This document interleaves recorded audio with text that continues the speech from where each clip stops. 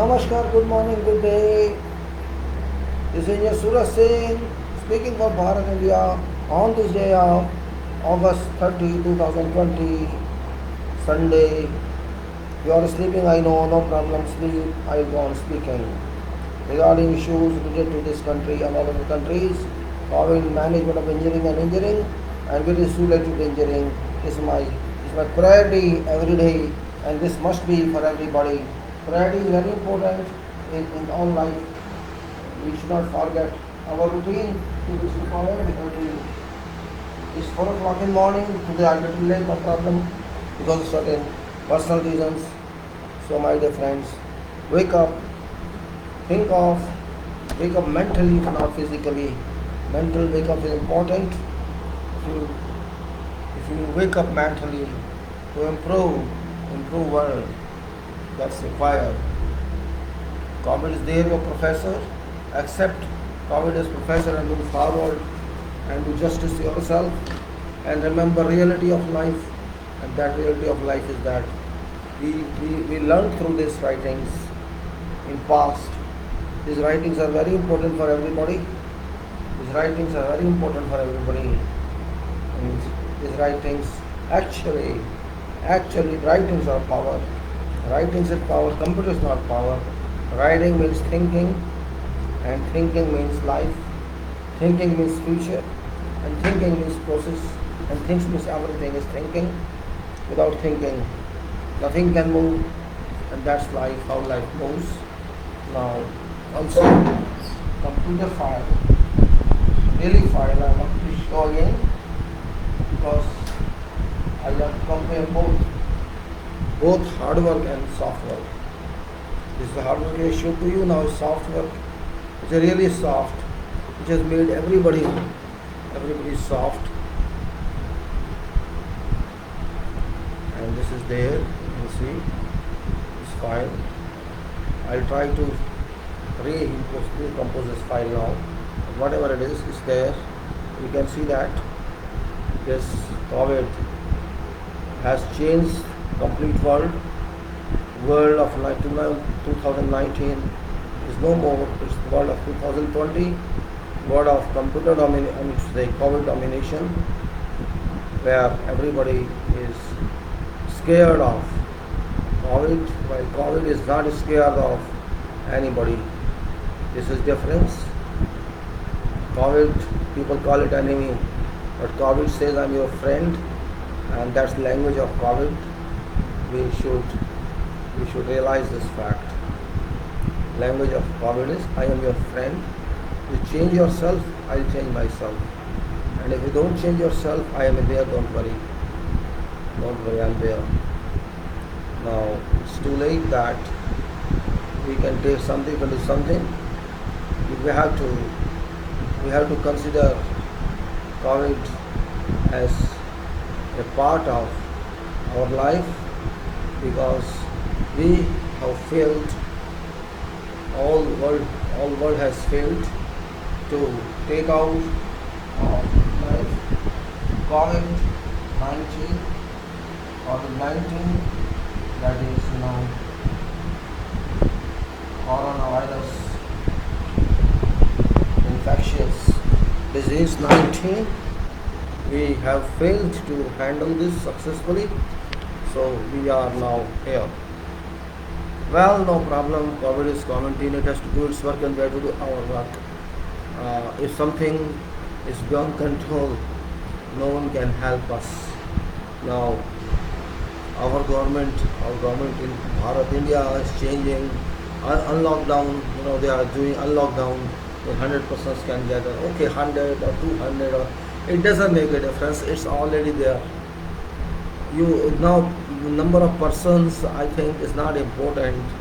It's no more important because it has gone up and up. If you have crossed already 3.5 million, 35 lakhs we call in our terms, 3.5 millions. If you have already crossed, this means 8% on an average of daily tests we are conducting. About 8% are infecting. This means there are 8% people probability says that there are 8% citizens or people in this country who are probably infected by this virus according to average test daily. This means we are, so let us say 100 crore people, for that we don't count more than that. So about 8 crore people are certainly there. You may say 8 crore now according to current statistics, and this will continue, means they will infect more and more. So 8 crore could be 12 crore, or it could be 16 crore, or like, let us say like that. Means today it is 35 lakhs, tomorrow it may be 70 lakhs, how much? Then 140 lakhs, then 280 lakhs. So this shall go on now. It's beyond control. It's actually beyond control, and this is really very bad news. There is nothing to now suppress or combat it now. It was January, February when something could be done. So now it's lockdown or unlockdown. I don't think it has got some value. People shall suffer. People are suffering. People shall be suffering. This is only answer. Government is not done its job, and oppositions too have not done job. Public ultimately is a sufferer and suffering. Riches have access to top hospitals, they can have treatment there, but person like me and like you have no place in hospitals as such, and we have to suffer ourselves in home. That's what I can say. No more talks on this. In England, I think England is not that England which we thought it used to be. It's a complete confused nation. Its government and people are confused. Similarly, many other European nations are on same line, same track. Unfortunately, now USA is having about 5.8 million cases, Brazil 3.7 million cases, and we are about 3.5 something cases. So maybe in a couple of days we cross Brazil, and maybe you can say, if you just keep an average, we shall cross, we somewhere in second week or third week of September we will cross America's statistics. So it's really very, you can say, unfortunate that we have failed, and we are going to be for sure number one in corona. So now what else to say? Every day news come in, many news come in, top level politicians die, ordinary persons die, and this dies, and that dies, and this dies, and that dies. No solution. This is first country in world now which, every day if you have 78,000, 75,000, 76,000, say around 75 to 80 on an average, means 78,000, 77 average, means like this total is so far in Muscat or Oman or UAE, we are having effect every day of a small country. This is really very tragicful, and unfortunately public is also responsible for this, not only politicians. Politicians are responsible, but I also hold public responsible for this, because public is not interested, and people have started saying now that corona is nothing. Unfortunately, because people are illiterate in its information, because they did not get right time information in right place. Information is not reaching them, and very common person cannot read all day news, and they depend upon hearsay, and whatever is informed to them, they believe that is true. And information is always misinformation, whether they get through WhatsApp or through whatever. So they are misinformed. This topic is not. There are two topics that are missing from from media or public media in this topic. One is COVID-19 debates and other is economical debates. We are a country, we are a coward country in fact, we are a coward government in fact. We want to keep debates away, we want to keep realities away from ourselves, but we forget that by closing eyes, problems shall not go away, problems will stay there. Yes, you may not be able to see that problem, but you have to face that problem. That's a fact of life. If people understand this, unfortunately, this time even intelligent public is also not giving results as intelligence. They are silent spectators. Unfortunate it is for nation that we are not slaves of some person, but they have become virtual slave of some person. Everybody forgets that one day we have to leave this world, so there is no meaning of mastery or slavery. These are all fictitious terms. Hobbes, how can you be slave or how? Everybody is living for self and for nation. And if I can't earn, how can I live?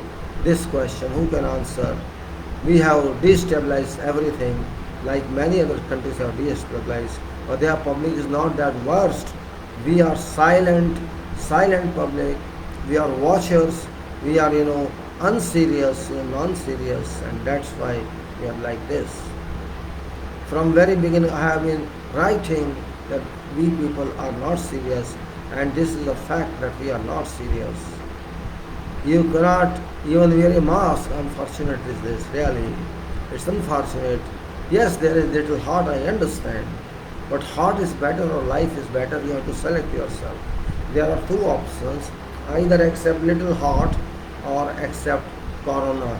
Which one you would like to accept? You can decide it very intelligently.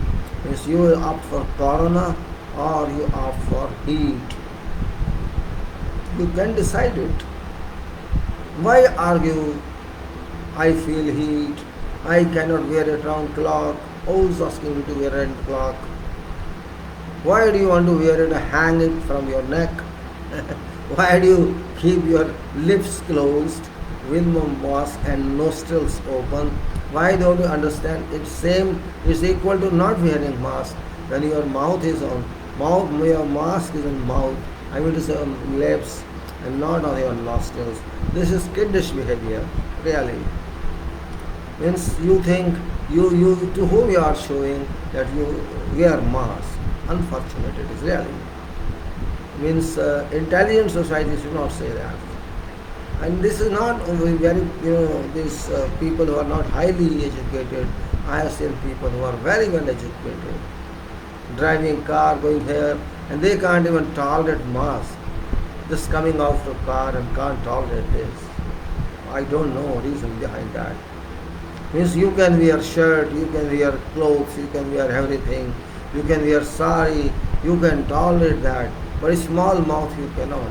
Those people who used to wear burqa or ghungat, they are intelligent, they are better than you. Because this is a part of safety for them. It's not only corona, even dust particles won't enter their nose. Moisture shall not enter their nose. There are various reasons. Means safety is important. So, if you cannot tolerate one mask and you can tolerate your heavy suits and shirts and everything, then I don't think this is a point of intelligence. Means you can consider mask as your wear. You can wear makeup on your face. You cannot wear mask. You can wear facial on your face. You cannot wear mask. You can wear helmet on your head. You can wear mask. Really, it's unfortunate. People must learn, and not only our people around the world must learn that they have to express that they have to demonstrate they are intelligent people, not brilliant, I am saying, at least sensible people. It's a question of sense.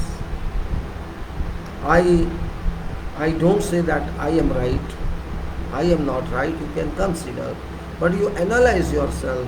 Why are you arrogant in this way? You have to think of safety of others first and then yours. If due to you somebody else is infected, that's not right. If you sit at some place for worship, even you are without mask and you are respirating. Maybe you have some particle in, that is for corona, and this during your inhaling, exhale, this particle you leave there in air of that prayer, and somebody else comes after you goes, and that person inhales that. So unknowingly you have transferred this virus to that person. This point, why don't you understand? Question is not of law and order. Question is of humanity. Maybe it is 2% cases of infection like this, but even 1% should not be there. So you are somewhere responsible towards public safety unkeeping. You are destroying safety. You are not understanding that others should be safe because of you, but you are subjecting them to unsafe circumstances, unsafe situation. Really, this is cowardice, I can say. I will call this a cowardice act. I will call police coward if they do not act against such people. I will call government completely coward because government is interested in votes only and not in people's safety. Votes can come, votes can go, but if people are infected, it means infected forever. There is no recovery from this so far. Science has failed to answer and medical has failed to answer. We have to be, no one is sure about this. Every day I find some news, plus news or minus news. Oh, you can take this medicine or you can take that medicine. All hawks, all hawks. We are making vaccines, we are innovating that. All hawks. What vaccine? There is no vaccine. Only you have to keep yourself happy by declaring, by announcing such statements. There is no reality in that. So my dear world citizens and my dear all friends, keep yourself healthy by keeping yourself keeping yourself with precautionary measures. Adopt them. Maybe you get some rescue. Maybe you are safe. Have been explained many times. Droplets and these aerosols. This is nothing new. From very beginning we knew that. But we are not ready to accept that because we do not analyze and we do not accept facts of life. And that is where we fail. And that point is really very surprising that despite knowing we can fail, we do not understand those points. It's really very, very surprising that people are not serious in that way. I don't want to reiterate, but sometimes you have to speak again and again. I have my home here and we have some worship place, people come, public people from there come there, and every day I fight with someone. Really, I never used to interfere in these matters because I don't worship, but it's not question of worship. They put this in the name of God. If I say, oh, take care, no, God shall help me. God shall help you, that is true. And God is helping. That's why God is telling through someone, use this because you are not using this. There is no argument on that. Means it's like that I am arrogant, I don't want to use this because somebody is asking me to use. That's why I don't, because I am my own, I am responsible. Yes, you are responsible for yourself. There is no untruth in that. But you are not responsible to infect others, but you are doing that. So because of you, if second person or third person infected, who shall be responsible for that? You don't even know that you have done that, but you have done that. So you did an act against God. I would say those who are not using mask are not working with God. They work against God. There is no meaning for their worship. There is no meaning for their prayer if they do not want to keep others safe. Yes, God has given this problem, but God has not said that you proliferate this problem. God did not say you thrive this problem. God is an examiner of world, and God examines everybody.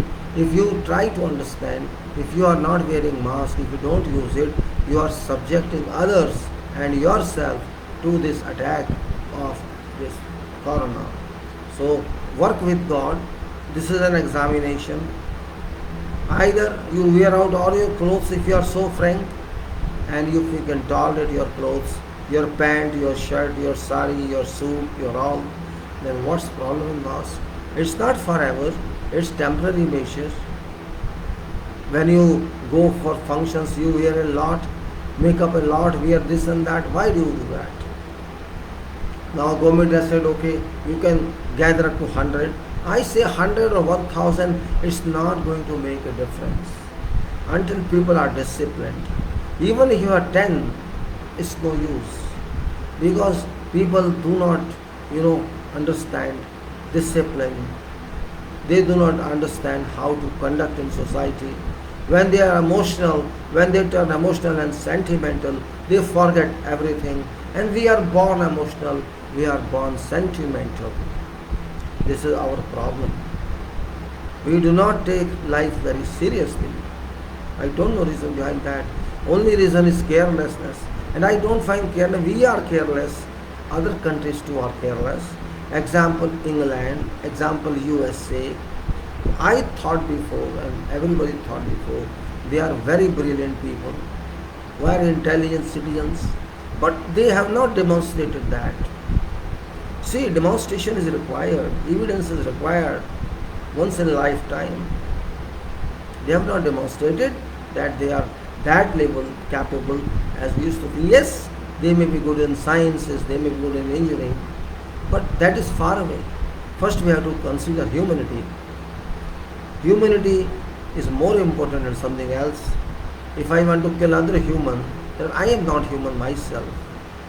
To be very frank, we come here to earth not to kill others, to enjoy earth, to have good journey on earth, safe journey on earth.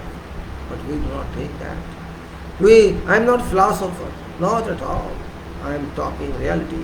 From my engineering viewpoint that I learned through engineering, is engineering makes it, purpose of engineering is, objective of my engineering is make, construct something that serves others, and for long, not for 1 day or 1 hour, forever.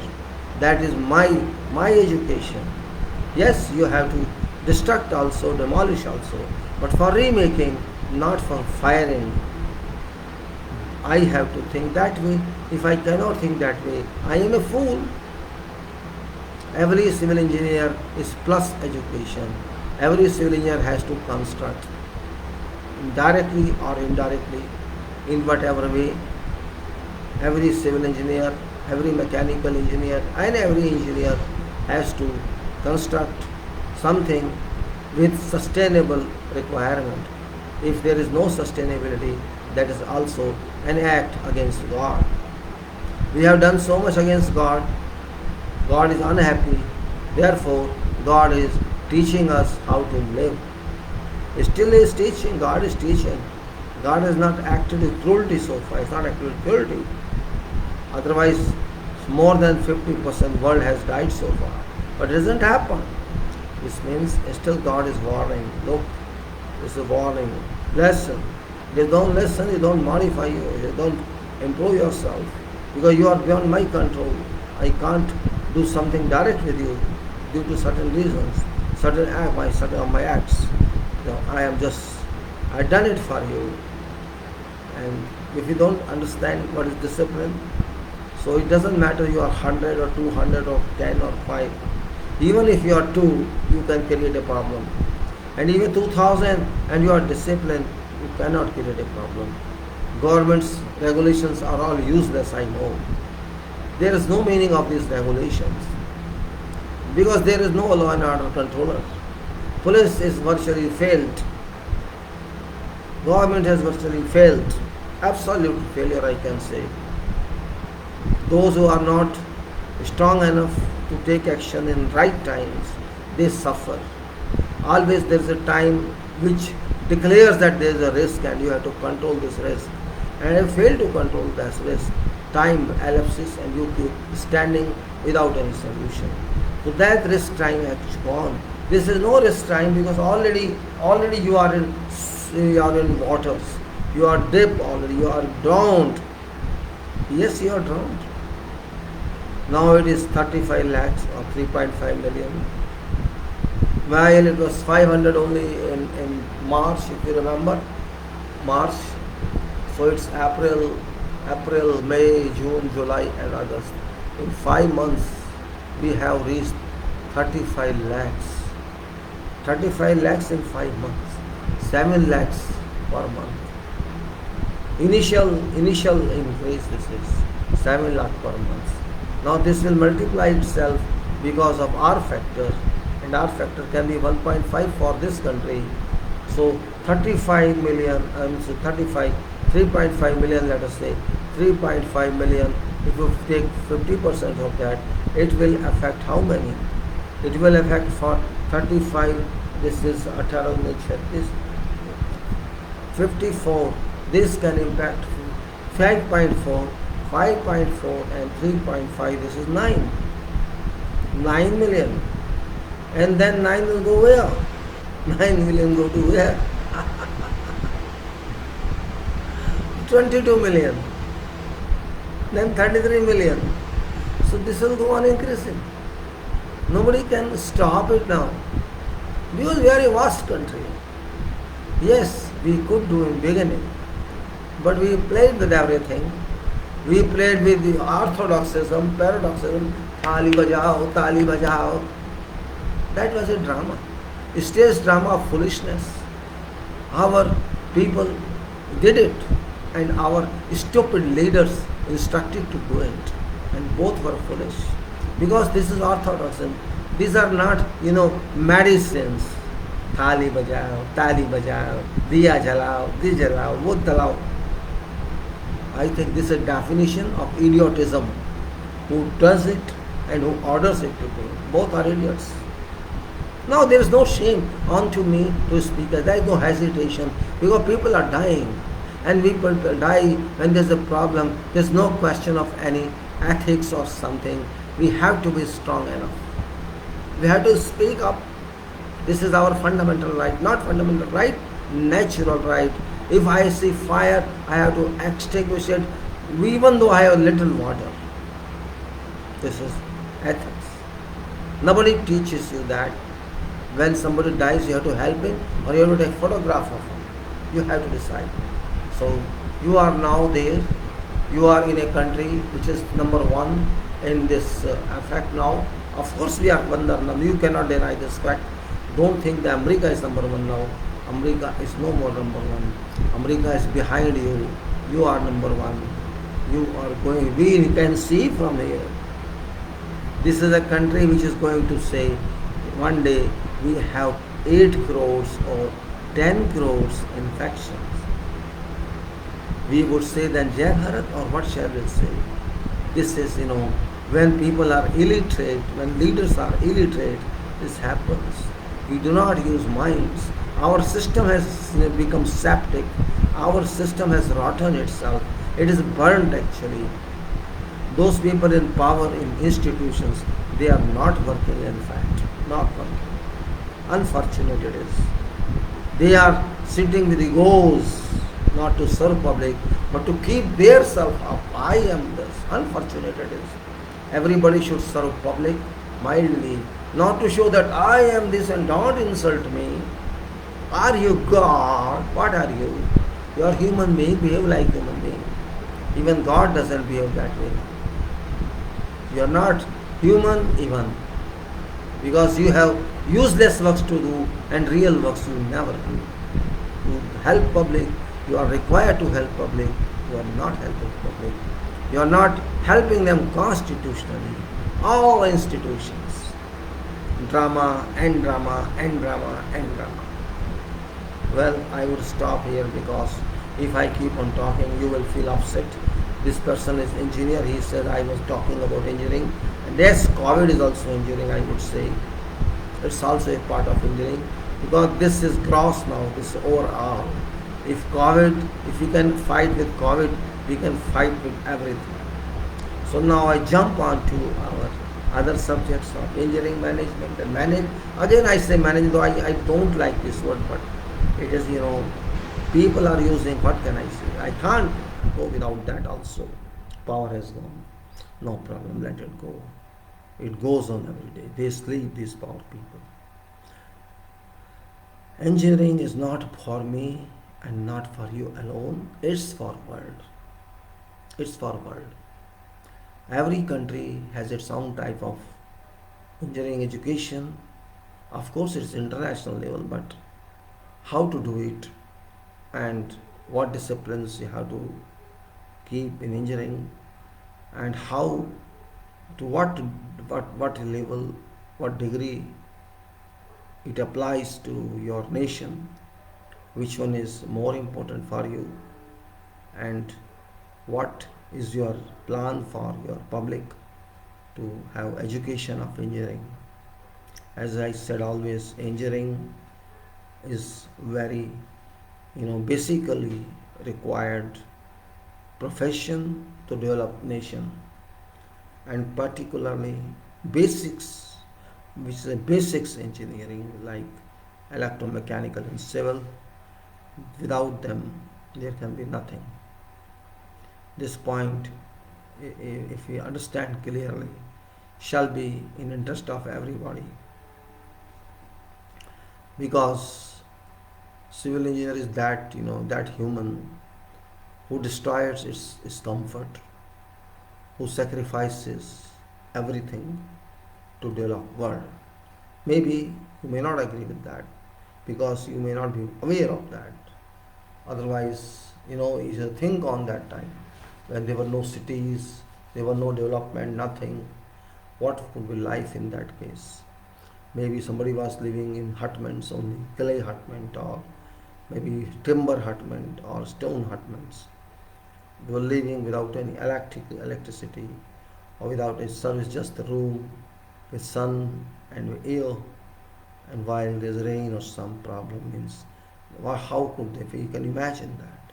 Even if you imagine today, you will find there is flood, there is earthquake, and houses are destroyed, people are ruined. Means in modern world also this is happening.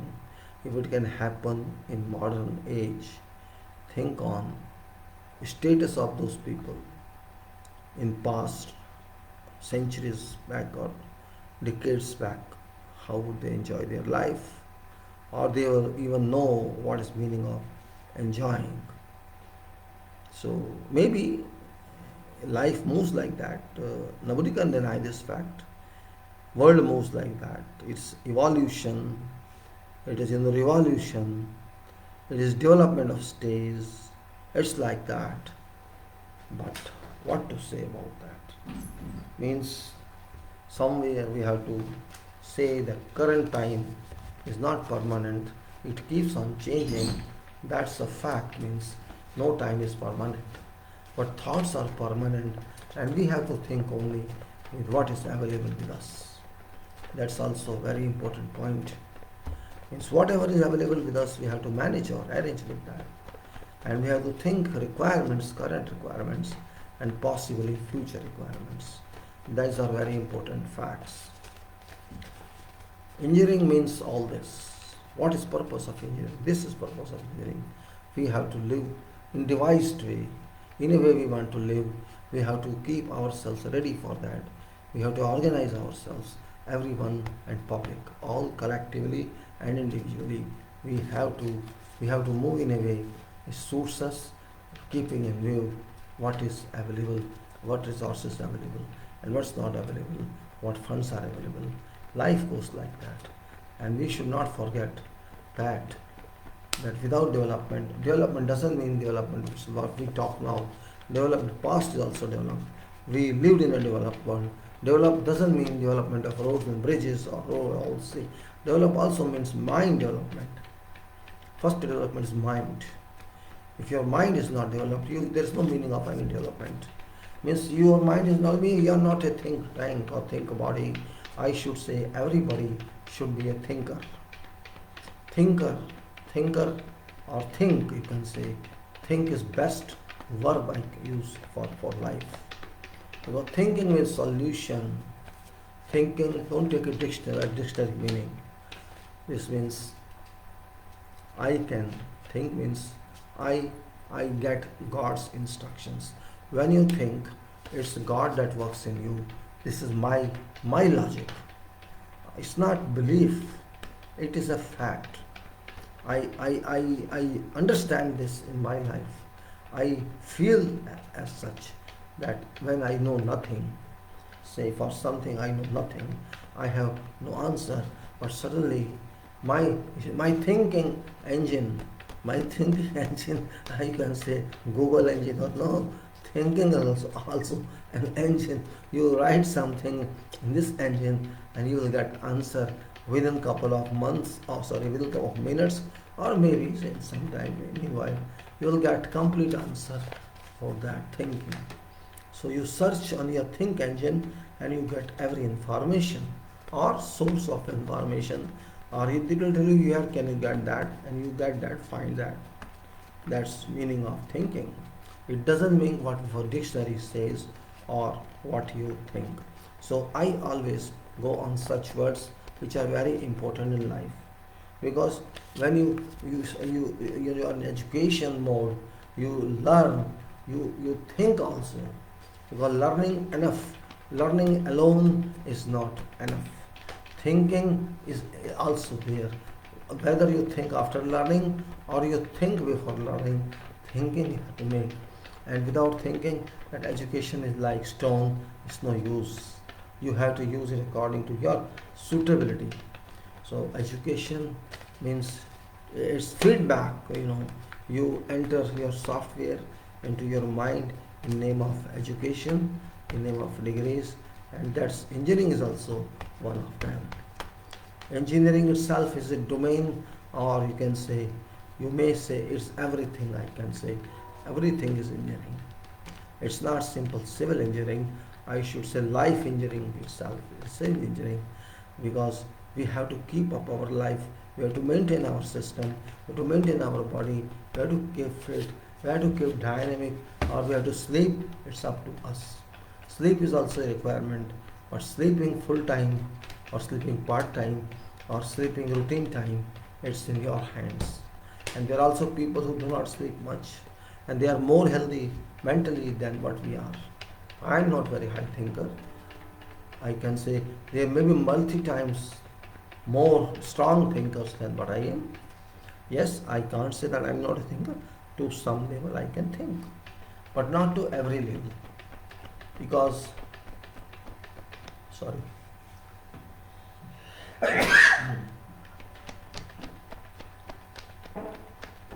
See, if you evaluate your life, you will find many questions, many commas, a mark of interrogation, semicolon, and like that. But why understand that in engineering, one thing is there, one important point is there, and that is, privilege, that there is no limit. In engineering, there is no limit, and particularly in civil engineering. That is a great point of civil engineering. Maybe civil engineering all is very rough, I understand, because of working nature, and one should not mind this. Civil engineers cannot be very polite, and they cannot be very, diplomatic as well, because in diplomatic way or in polite way, you cannot do hard work. You cannot do what hard work doesn't mean sitting on paper. Hard work means seeing hard life, facing hard life. Facing hard life is very significant part of a civil engineer. Civil engineer means sacrificing engineer. In fact, if you are a civil engineer, you are not an ordinary person. Ordinary means you are extraordinary. You are a person of outstanding nature who digests everything without any complaint. Civil engineers live in deserts for years. I know. I am one of them. Means if you have to do something, and if you living from your home, say thousands of kilometers away, or from cities many hundred kilometers away, and you can't go back every day and come back from city, so you have to stay there in that remote desert, and you have to be fed there itself, or you have to cook your own. So life starts there as hardship, it's part of hardship. Hardship means and there is no one to support you, and when there is no one to talk to you, that's a good question mark. In your home, at least your wife can talk to you, or your mother, father can talk to you, your kids can talk to you, or even your brother and sisters can talk to you, your neighbor can talk to you. Yes, there are various reasons that you keep busy and okay, somebody is there around me, and this is psychological treatment. Means if you are not happy, somebody will force to be happy or also to be sad. There are both ways. But when you are alone, that's a question. When you are in work, you are civil engineer, you are posted somewhere, certainly you have to stand alone, you have to stay alone, because you will be only one engineer in one place, and your other side, your working staff or working category of people, and you cannot mix up with them all the time. That's not good. Okay, occasionally it's fine. You have to, put energy in them. You have to infill them with energy. That's okay. But to some extent, for such couple of minutes, just to tell them something, just to instruct them something. But you cannot say that you can stay with them full time. You have to sleep in the same room. That's not possible practically, because you are a thinker. You have to refer to books. You have to refer to specifications. And in daytime, this is not possible. So your study time also comprises at night. In day you work, you also study. At night you also work. If really you want to deliver project, you have to do all this. That is routine of a civil engineer. If you just talk to civil engineers who are real civil engineers, I am not saying civil by force, they are no, those who are real civil engineers, work in field, work in nature, work in every environment, that civil engineer is different. You can't expect that person to be like you, because there are certain parameters or attributes which engineers should have. One is intellectual, that's okay, that's natural. You are an intelligent person, that's why you are an engineer. There is no doubt on that. Of course, the level of intelligence may vary, but on an average, you are an intelligent person. You may be brilliant, that's also there. But let us consider you are an intelligent person. Simultaneously, you are a hard worker person. You can stand in sun, in thunderstorm, and you can walk. You can, you can bear varying temperature throughout the day. You are used to sweating, and you can, shout, and you can say.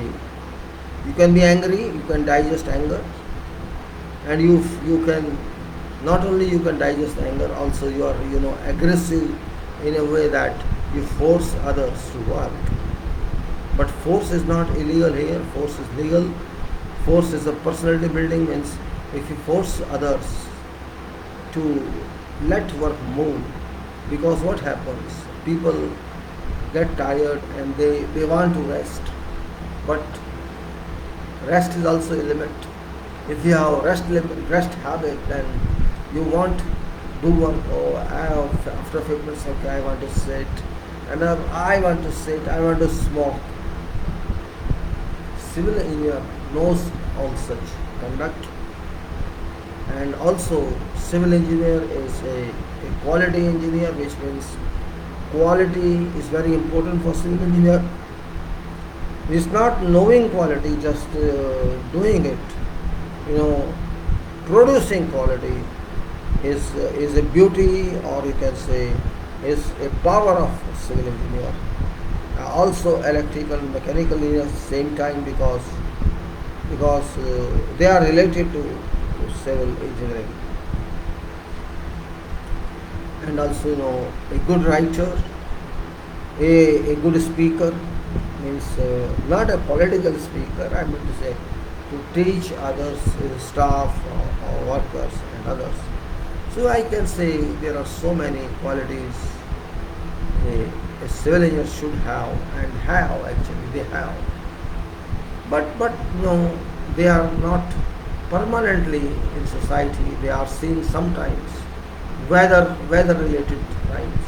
Okay, and if they stay with family in remote areas, I don't think that works. That doesn't work because okay, you are busy, you can pass your time, but your wife, your kids, what shall they do except keeping themselves in room and waiting for your arrival? So I say that civil engineer has limit to enjoy life. In fact, there is no. If you consider life, comfort is life, then comfort is not for civil engineer. Civil engineer actually is inaccessible to human in other citizens because public is not clear about civil engineering, and we have not done anything to let them know that what is civil. This is weakness of world, that products in which they are living, they are using, they do not want to know who that producer is. Means you are not known as a producer, but you are just considered a product to be used and thrown away. So my little different thinking about engineering aspect. It is also true if you want to deliver some people something, so you have to work a lot. That's also true. Work a lot means those people look at you that it's only you who can work. Though you consider the part of job, but in spite of that, part of being a part of job, it's also like offshore engineering, where people stay in sea for many months together. So that's also a kind of struggle, that they are off public and they are in waters and they also live. So sometimes for development you have to struggle. You have to sacrifice your comforts. You have to study. When we study, though we have every facility in university now, it was not before. But even then these people are stressed because they don't want any stress. They don't want any personal involvement on works. They just want to enjoy life. So I say, as a civil engineer, I would only suggest to all that be civil engineer first. It's not, the civil engineering may not be valued high, but not be valued, may be paid high. It's not question of payment, it's question of responsibility. You imagine something and produce that is civil engineering. Yes, I imagine something and I produce that, or somebody else imagines and I produce that. That's very big point here. Those even filmmakers, they imagine something and they produce films, but these are only pictures. My imagination to product is reality. It's physical reality. So that education which gives you imagination to practically delivering something, that type of education, you just consider what type of education should be that. It's completely hypothetical study, hypothetical thoroughly. Whatever subject you study theory of structure, you study designs of structures, or you study construction, or you study anything. You will just imagine, because in university you cannot have projects, projects like civil engineering, and you can only visit sites someday, let us say once a week or once a month. You may visit sites and in just going to some site for 2-3 hours would not give you anything except watch, that's it. So when I didn't know what civil engineering was or is during my student life, I didn't know anything about this. But when I entered and tried to understand, I was more and more depressed because people used to say, oh, civil engineering is useless. Don't be civil engineer. There is no market. You won't get good jobs. That was sometimes, But because it was decided that I have to be an engineer for houses or for buildings.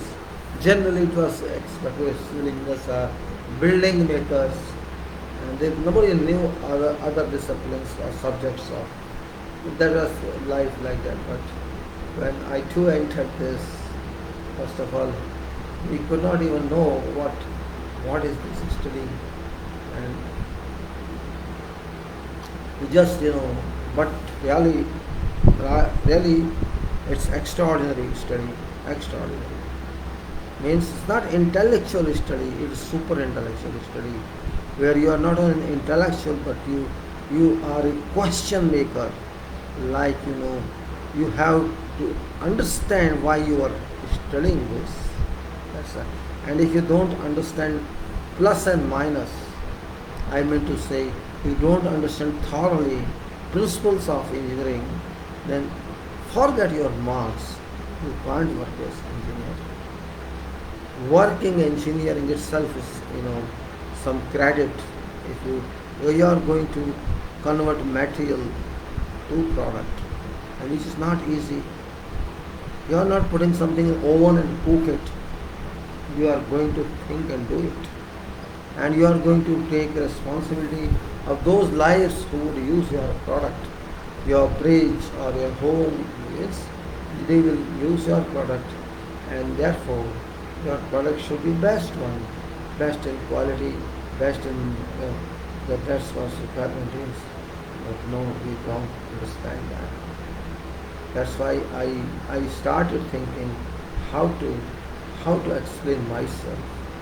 How to explain myself means that I am a civil engineer and I work in machine. Civil engineer, as like, though now it's not that, it's computers and software have changed whole life. That's also not good anymore, because if you depend on computers to solve your problems all time, it doesn't mean good for me, because how can a computer think for yourself? That's no way. It can't think your way. It can think better than your way, or it can think worse than your way. I like it to fight with myself, my mind. I like it when I don't have some answers to my problem. I have to answer that. Engineer has to answer that. How does the engineer answer? The engineer has to see. You are trained only is applying your mind, and mind can be applied only on thinking methodology, not otherwise. So I would simply say that if you are in engineering, you have to become an engineer from beginning. Means when you join engineering, at that time itself, you should change or reform your concept of engineering. Just think of, if somebody gives you something to live forever, what do you call it? If somebody gives you something to live that, to use that forever, of course, for exchange of money, exchange, that's only exchange, but you are getting something in which you feel your own. Yeah, your own. And if there is some defect in that, defect can be checked. And if it's no defect, it's okay. If there is no such defect, why did you defect this? That point can come.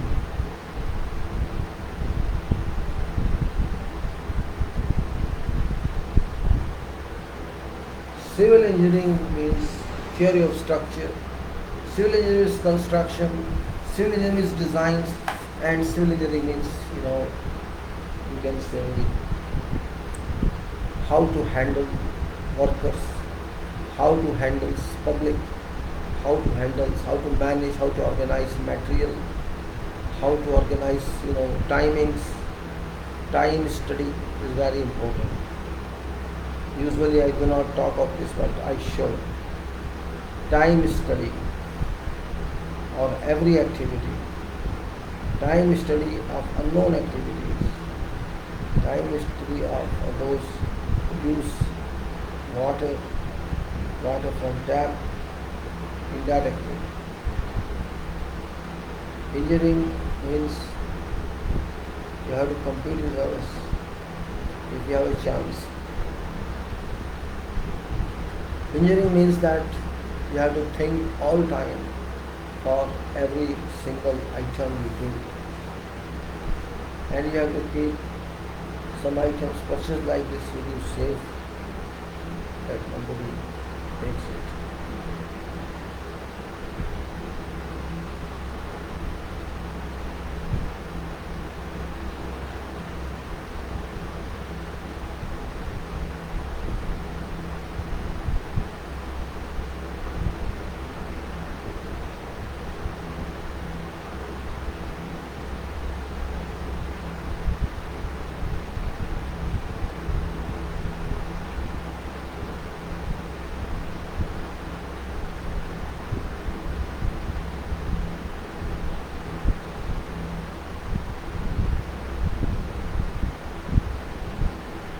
No, we are going to talk of this time schedule as I said. Time schedule which we call or simply bar chart we call or we call CPM or we call PERT.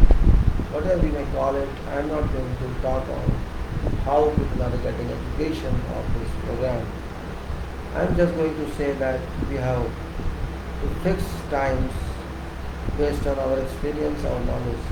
No one can tell you immediately that this is what you should say.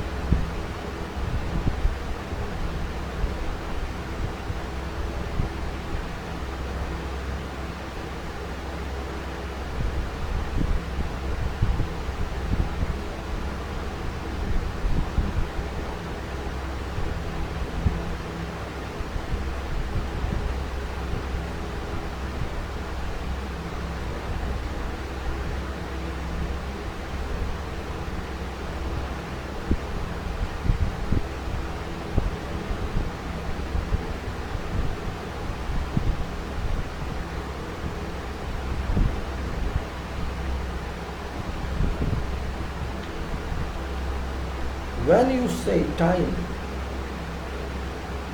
they calculate say 1.5 or 2 years for some project. Okay. On what basis? Because of quantum of work or so many square meter area or we have this time only. One of these criteria. I show you. This is the criteria for say only time and start immediately. And we have to write that.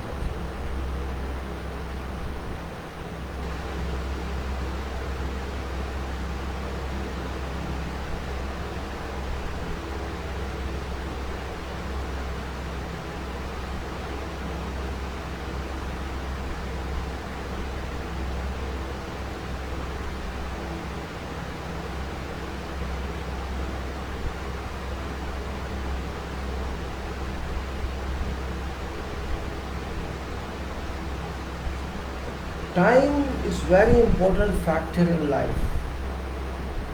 When I see excavator working, I should see how much material of earth excavator takes in one time.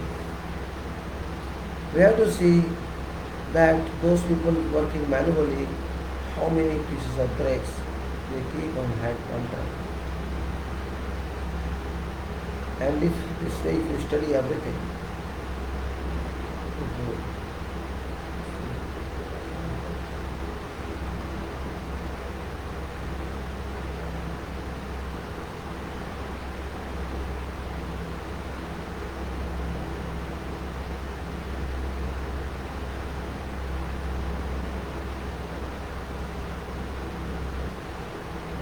when I say that I walk, let us say, I walk for about 1 hour and I don't look time in between.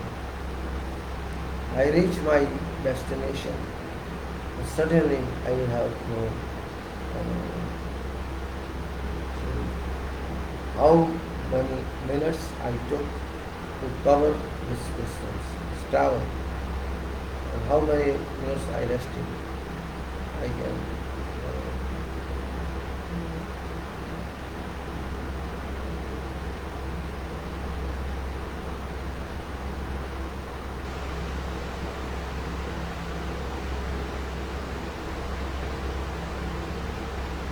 Then also you can say, I have walked this much, I have done this much, I have conquered this much today. This all depends on time and wastage of time as well. And time is very precious. You have to calculate contextual times and contextual quantities. So you can say, I have to resource my workers and I have to resource my worker source, and also this has to be done. That's what time study is. We are taught time studies on machines. When machine works, you have to note how many minutes it takes for something, and that's a very important point actually. So if we study time, then we study everywhere. Even if you are cooking milk, for example, you are boiling milk, how many minutes it takes for 1 kilogram of milk to boil? You can know maybe 5 minutes, sometimes 10 minutes, not more than that. Same way, how much time it takes for you to understand something, or to say read one page of a book, and then you can assess, oh, this generally same page is like that, so I'll take so many minutes to read this book or hours to read this that book. This means time has some motion, or you have some motion relative to time.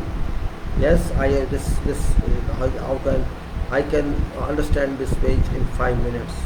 Give me 5 minutes. And maybe sometimes it is 5 hours you fail to understand, or sometimes 5 minutes, that less than 5 minutes you get others.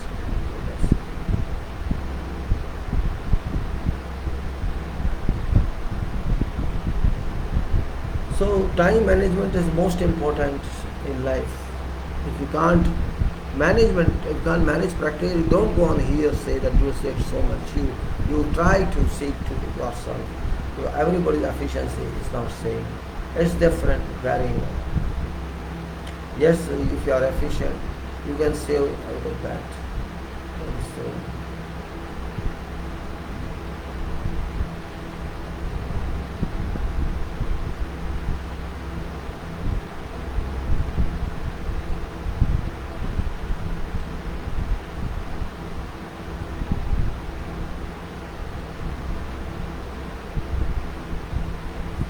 My dear, give value of time. Even your time for sleep is important, while time of work is also important. Both are important. Because rest is also must. Rest pause is a must, we call in engineering rest pause for workers. If you don't give them rest pause, you can't get efficient working. You can't get product delivery. Quality relates to time, and time relates to quality. So I should say that I should move forward about matter of soil that dealing with last time, and we had reached to some area. Let me take a little water to further move this subject and this book, because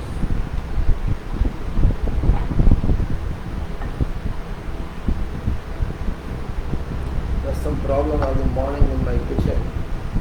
My sister told me that around 12 there's some problem in chimney, and chimney got fired. So it was a little late, I could not make my tea in time today. I just was 1 hour late.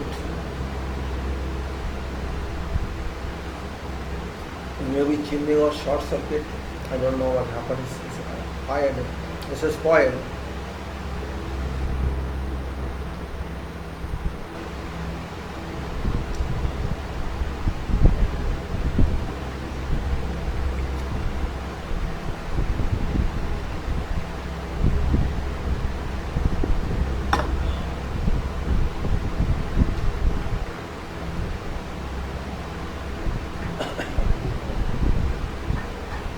This now, yesterday we were here We're talking of compaction, right? We talked of compaction, and we talked of this diagram that we modified as a moisture. It means what were factors responsible for compaction, moisture content, compacting of a type of soil, and method of compaction that we studied, and we say that type, soil type, and like that method of compaction is manner in which compaction is done, or compacting energies applied influences at attainment of dry density, and very little is known to how to and why method of compaction influences the density, weight of equipment, manner of operation such as dynamic or static, and time and areas of contact between soil and compacting element. Influence value of maximum dry density in a given soil. And also there are certain effects that means effect of compaction on properties of soil. When you compact, what properties can modify themselves. Structure, compaction on a structure. When you compact or material fill, so the structure is certainly affected, and permeability means when you reduce volumes of air, voids are reduced. This means you can say more compacted means less permeable it should be. Then compressibility is reduced, and swellability is reduced if it is good one, and then shrinkage etc. also. Pore pressure is reduced, and if it is well compacted, and shear strength is increased, and the stress characters are affected. So these are major common sense points. If your compaction is good, your density increase, it says how it affects the structure that we go. I have studied this before, but just for refreshing, I can say means effect of compaction on a structure, let us say. Then we say all effects as such we will see, and then we can say that how compaction affects on the structure, and this is given here. Structure of a compacted soil is dependent upon a number of factors such as type of soil, molding, house molding, water content, how many percentages, and type and amount of compaction. Coarse grained soils having very little or no fines continues to possess a single grain structure at whatever wide ratio of water content. When plastic fines are only just sufficient to fill voids of coarse grained soils, coarse grained skeleton structure is framed, and after compaction, when coarse particles do not touch one another but float in a compacted matrix of clay, these cohesive matrix, such structure is formed after compaction. This cohesive matrix. Otherwise there is one skeleton structure. One was a skeleton and one is cohesive structure.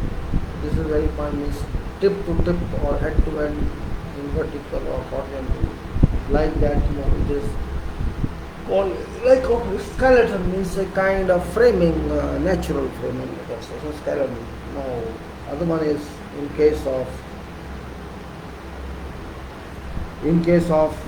fine grained soils. Presence of clay complicates complicates whole issue.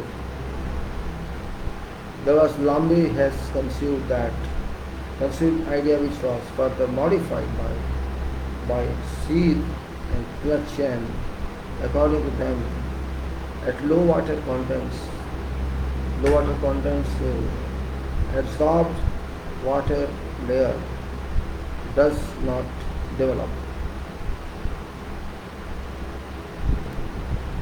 Absorbed, we say, according to them, at low water level, low water contents, absorbed water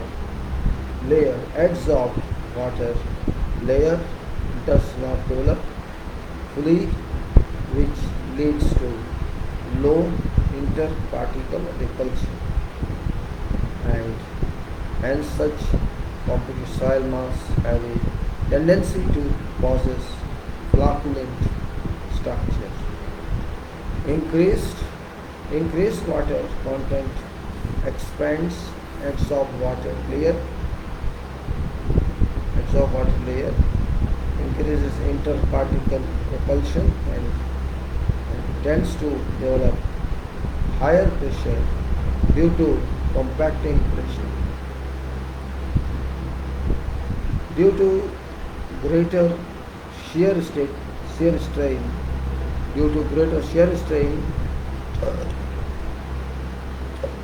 is produced during compaction, and hence such soil mass has a tendency to possess dispersed structure. It has been seen that dry side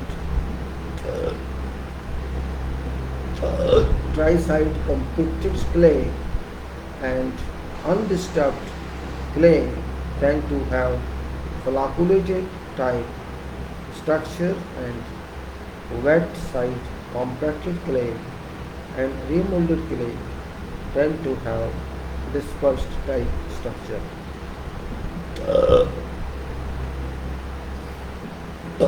Effect of compaction on permeability.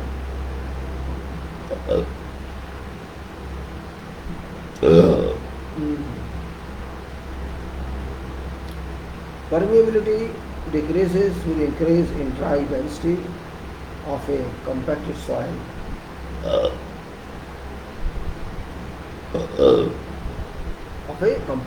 Mass because of reduction in void volume.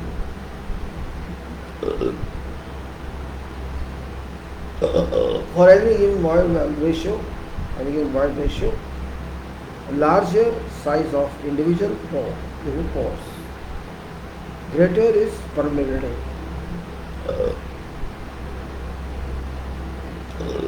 Minimum permeability occurs at or slightly above optimum moisture content, after which a slight increase in permeability occurs. There's a sharp decrease in permeability with increase in building water content on dry side of the optimum. Now, effect of compaction on compressibility.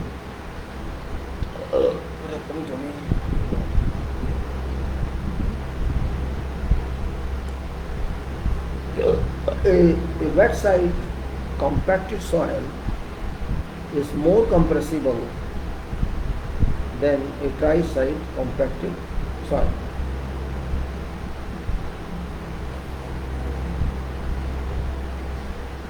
At low pressure range, if both are having same void ratio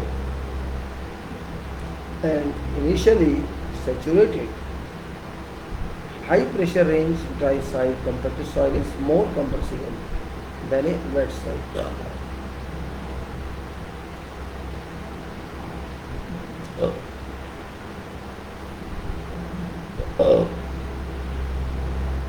So again, a wet compacted soil is more compressible than dry side compacted soil at low pressure range. Both are having same void ratio. and initially saturating. Uh, at high pressure range,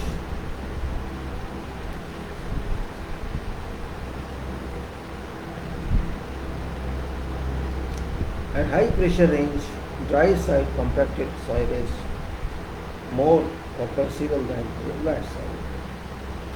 Effect of compression on swellability and shrinkage.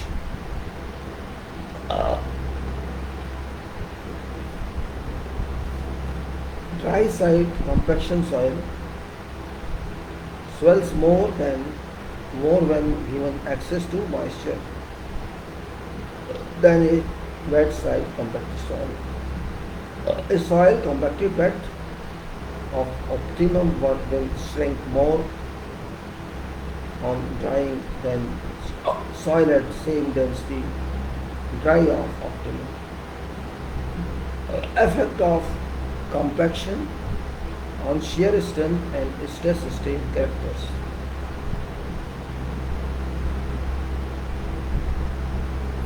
Increased compactive effort dry of optimum results in an increase of strength in clay.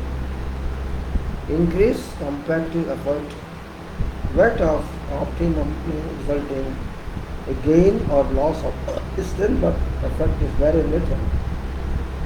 For same compacting energy and compactive density, dry side compaction gives higher strength than wet one.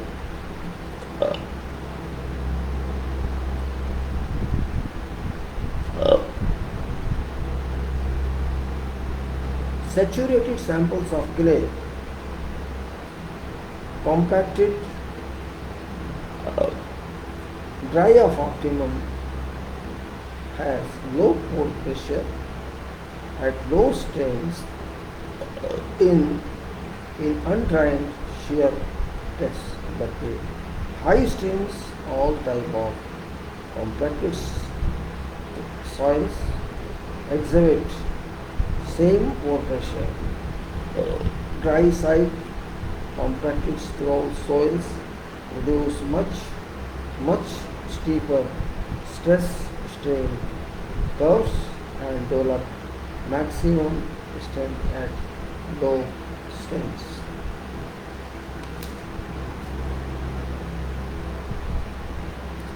Now compaction in field.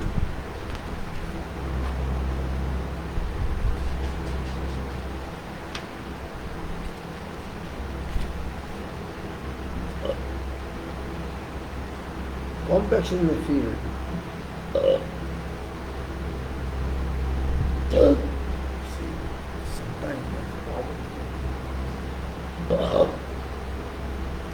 Once value of optimum moisture content and corresponding maximum dry density is obtained in laboratory from proctor test, the field engineer tries to compact soil in field at OMC of moisture content, so that he gets maximum dry density as obtained in laboratory or at least 95 to 98% of that, depending upon criteria fixed by engineer.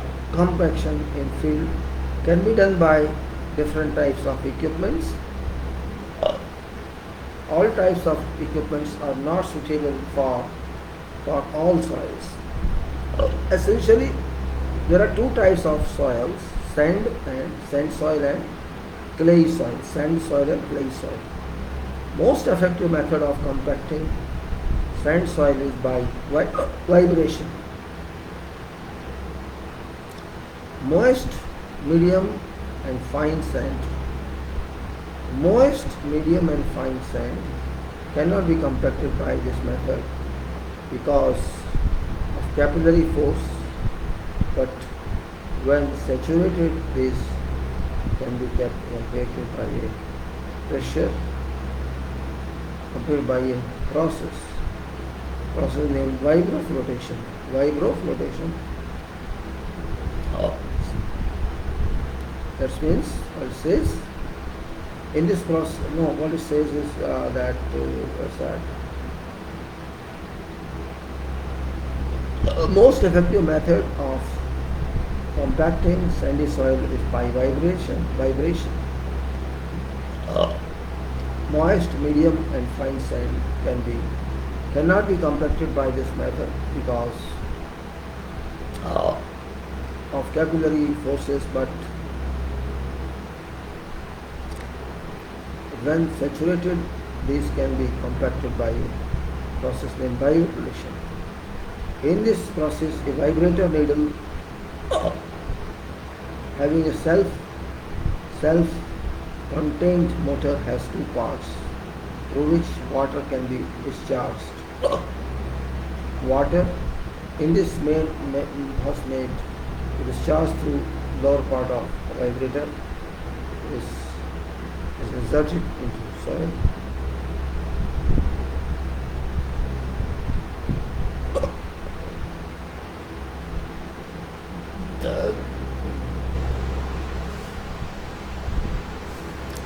In this process, a vibrator needle having a self-contained motor has two parts through which water can be discharged. Water is first made to discharge through lower part, and vibrator is inserted in soil. When fully inserted, discharge through lower part is stopped and upper one is saturated.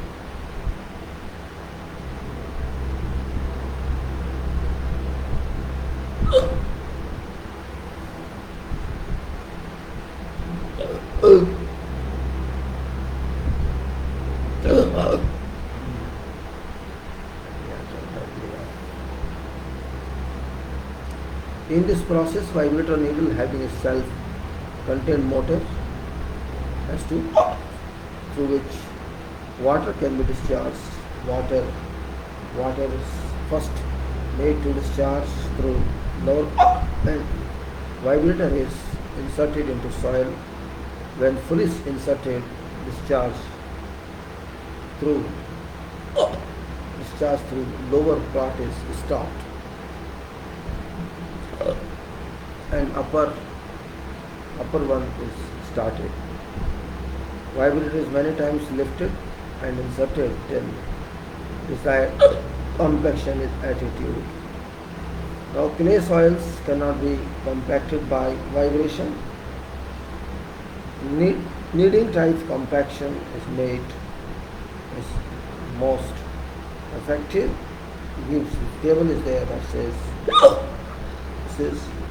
that's name of equipment and sand soil or clay soil. Hand temper, which is 2.5 to 10 kilogram. Rammer we call it, 2.5 to 10 kilogram. And it's that is suitable layer, and that's sandy soil. Suitable layer thickness is 12 centimeter. 12 centimeter.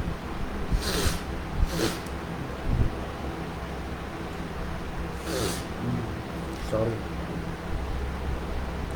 It is unsuitable for clay soil.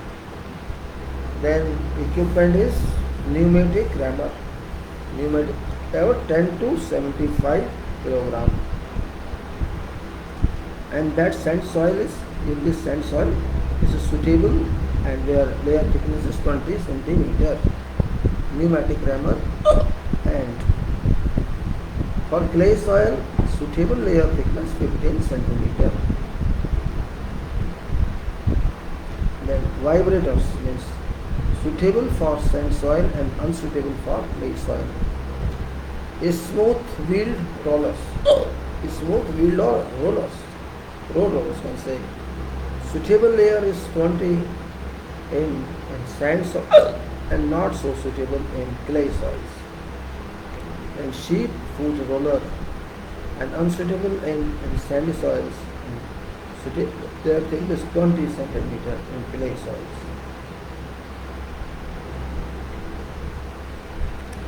Pneumatic type roller, suitable and unsuitable in that.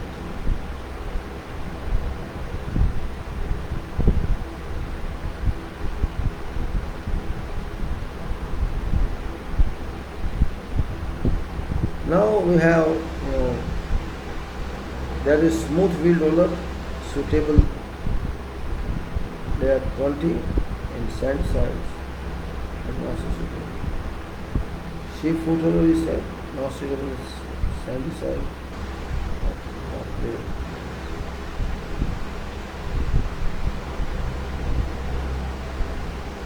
And also then you can say this is pneumatic type roller, and that is suitable for sandy and unsuitable for clay. Then frog hammer, suitable for sand and less suitable for clay. And ram planes suitable for sand and less suitable for clay.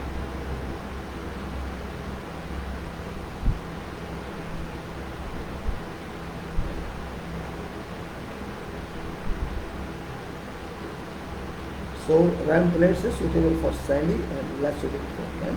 As a list you can see, there's a list here. You can read yourself or see it again.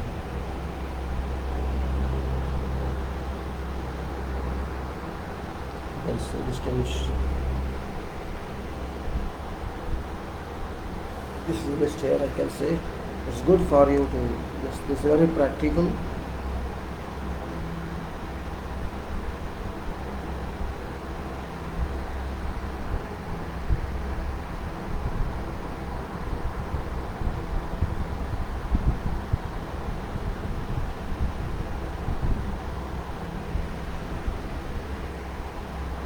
Alright, now this is some information you can see how. Now just practically I have told it because again once for refreshing this is selection of number of passes for rollers and field. We have done all this just for memory, let's say. I'm finding some stretching on my body. I'm not happy anyway.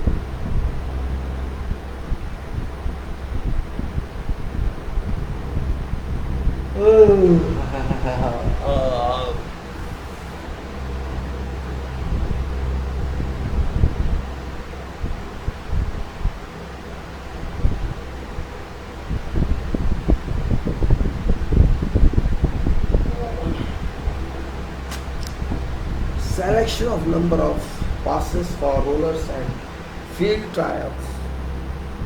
Now, majority of earthwork, different types of rollers are used, and for compaction, that is, number of passes which are to be given to be determined in field by trials, correct thickness of embankment which can be compacted at a time, and economical number of passes of the roller can be determined by following test in field. And test area, let us say 20 meter long and 15 meter wide, is chosen at actual site of construction. Fill material from burrow pits is brought and spread over this area in 3 steps. Each step having a width of 5 meters. Depth of loose material in step may be kept different. You can say depth of loose material in step may be kept different. Normally depth is kept such that after completion of a compaction, thickness of layer is from 15 to 25.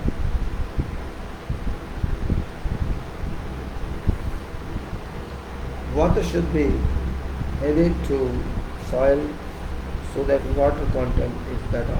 Optimum moisture content.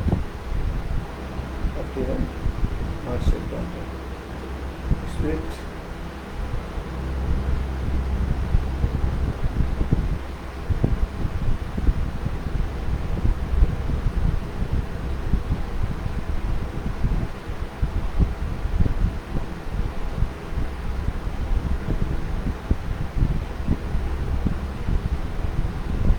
Then you can say water should be added to soil so that water content is better of moisture content. Sprinkling of water and mixing can be done either by machine or by other means. After that, test is conducted by means of a desired roller and a mean the dry density of soil or full.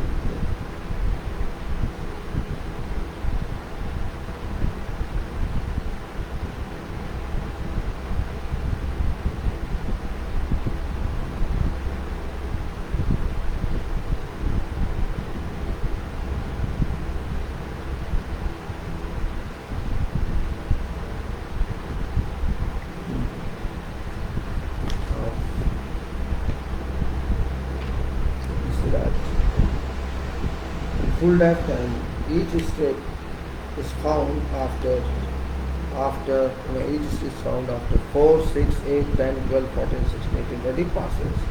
You have to pass like that. So a graph is then located, that is x-axis and y-axis. X is number of passes and y is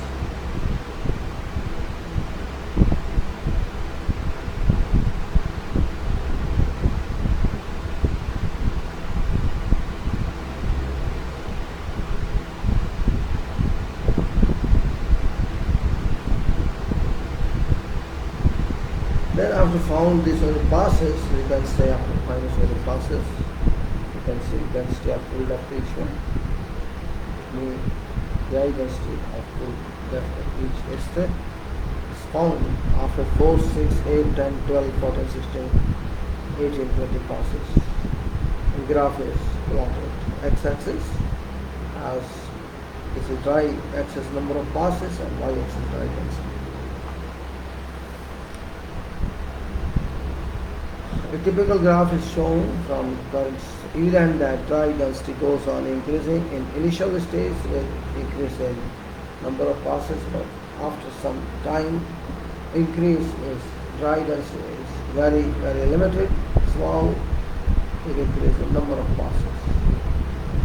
So this is the point A corresponds to 10 number of passes.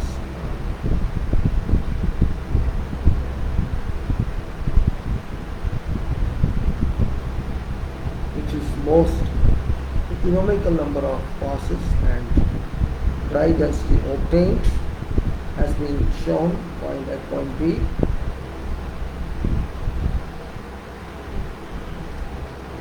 If desired to have still higher density, a heavier type of roller has to be used because increase in number of passes will not be economical.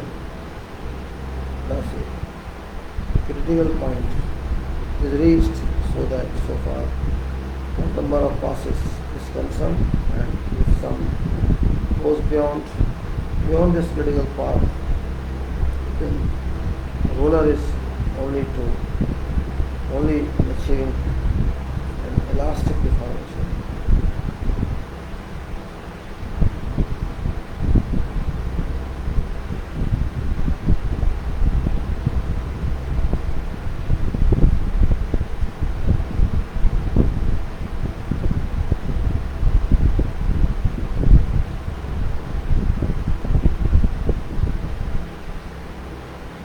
So what we say, point B is there, which says it down. So that's critical point. There to have still higher density, then you have a higher machine. Thus a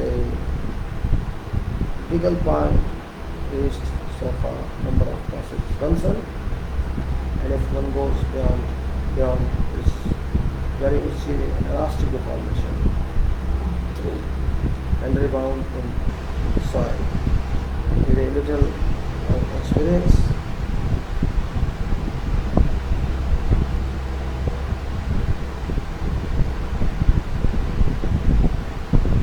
so a little experience in the field, you can decide number of passes required for meter.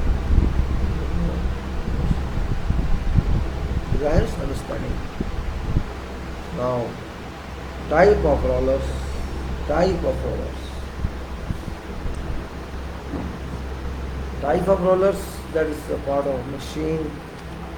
We have to simply, let's consider this, means after all we should know that. Let's take it with some time, no problem. The type of rollers, you can say that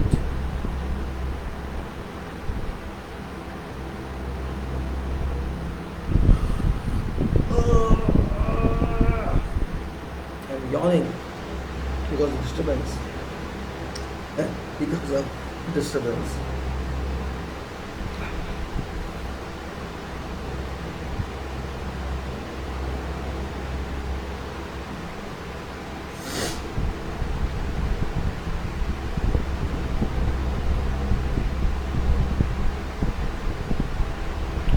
Just for your information, in the building which I was sitting now, this was constructed in 2010, full area, and some very little was constructed in 2000. I put a video indicating how structure is, and that is yesterday I put in photographs. If you wish, you can watch that, see that. It's available in the yesterday's. You can see what sort of structure is. I use Cornish contribution method for finding various movement, various forces, and also you can comment on that. Not comment on much on that one, but if it's required, you have to do it, and not I want best outputs. Yes.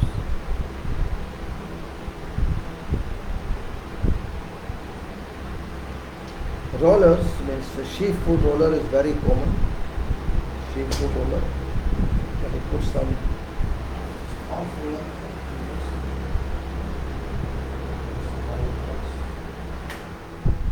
Sheep foot roller, very common roller used for compaction. This was built in California in 1906 and came in general use in USA after 1920. Its earliest form was simply a heavy drum filled with projecting spikes, blunt at ends. Projecting feet of dampers were made to stick out sufficiently far to lift body of roller quite clear off.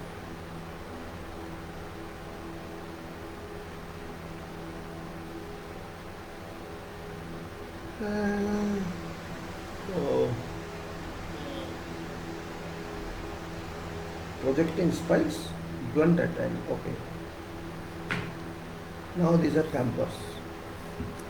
What happened? Projecting feet of dampers were made to stick out sufficiently far to lift body of roller quite clear of. Projecting dampers are arranged in a manner to apply a relatively high individual compaction pressure to ground. Projecting dampers are arranged in a manner to apply a relatively high individual compaction pressure to ground. Early sheep foot rollers showed a fundamental weakness in design. When dampers are spaced well apart to obtain maximum impression, ground could not be compacted uniformly. When dampers were brought closer together to achieve uniform compaction, they were found to be present to ground so large an area at point of contact as to convert sheep foot roller virtually into a plain roller. This weakness of design was overcome by two methods.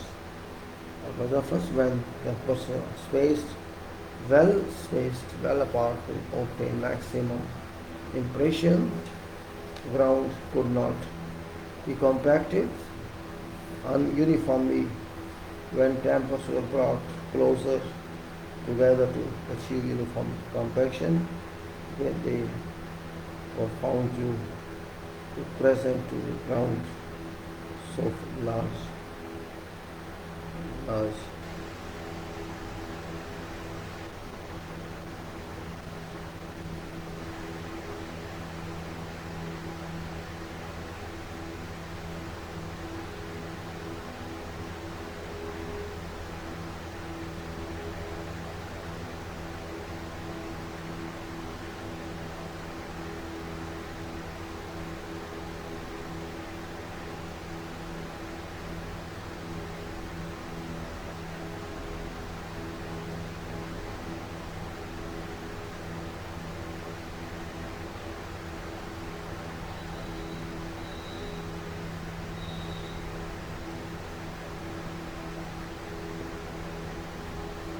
Now,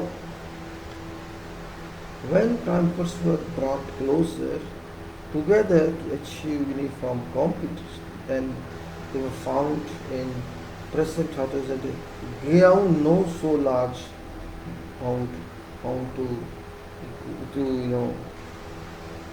let's say found to present to ground so large an area of point contact as to convert shoe fit roller virtually into a plain roller, and this weakness of design was overcome by two methods. And firstly, by increasing diameter of roller, and secondly by retaining roller at same diameter, but but arranging rows of tempers in a spiritual helix around cylindrical.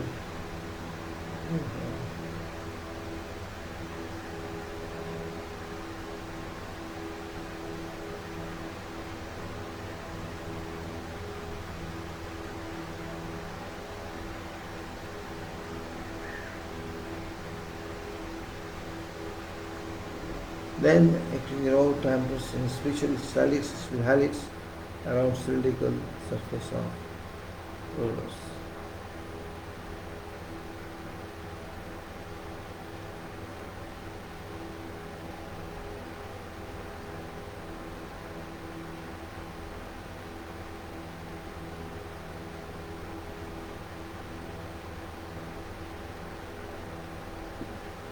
Of course, then you can say the spiral helix, then sheep foot roller can be made more suitable for different types of soils by varying shape of projecting ends of tempers to a round or a rectangular sections.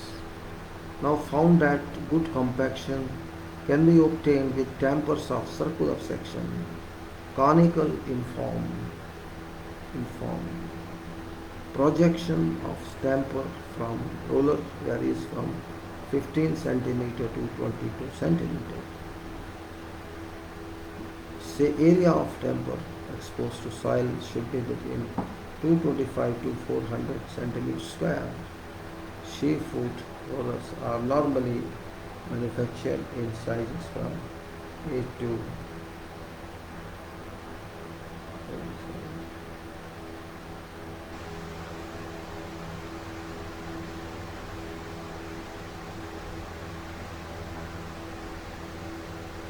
Now we have to move forward. Let's see that area of tempers exposed to soil should be between 225 to 400 centimeters square. Sheep foot rollers are normally manufactured in sizes from 8 to 13 ton per ballasted drum. Their sizes vary according to weight, from 75 to 150 centimeter diameter and from 100 to 150 centimeter length. Sheep foot rollers.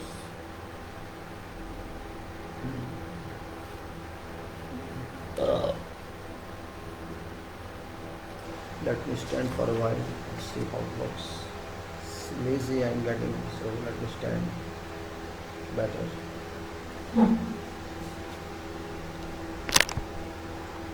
This was 2 kilometers as well. Let us see how it works. Says that sheep-foot rollers are drawn by tractor. Sheep-foot rollers are drawn by tractor, and a useful rule of determining size of tractor. It is that, is it here?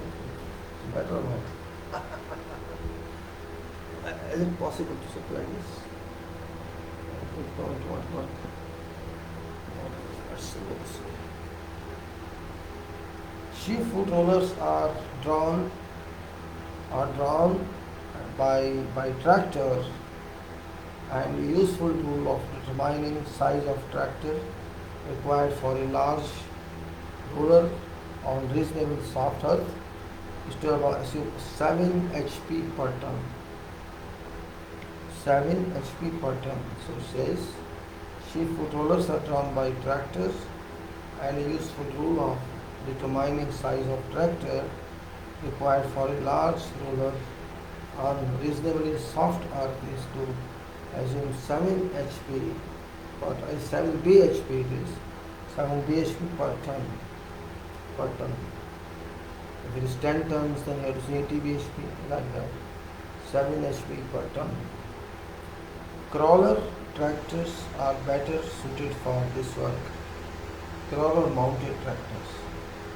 To obtain a clear run, for example, of say 3 meter width at one passing, 150 centimeter sheep-foot roller can be arranged as pair side and side by side with a third roller of same size and way, but arranged to follow in tandem a few feet of rear.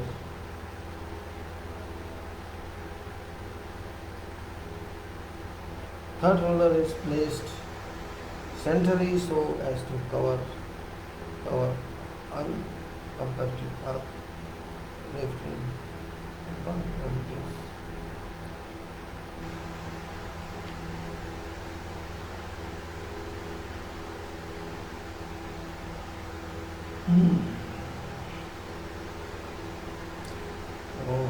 Third roller is placed centrally so as to cover uncompacted earth left in gap between two front rollers. Such type of tandem arrangement is rollers is used on large open sites before they require large turning circle at end of each run. Sheep-foot roller compacts a layer of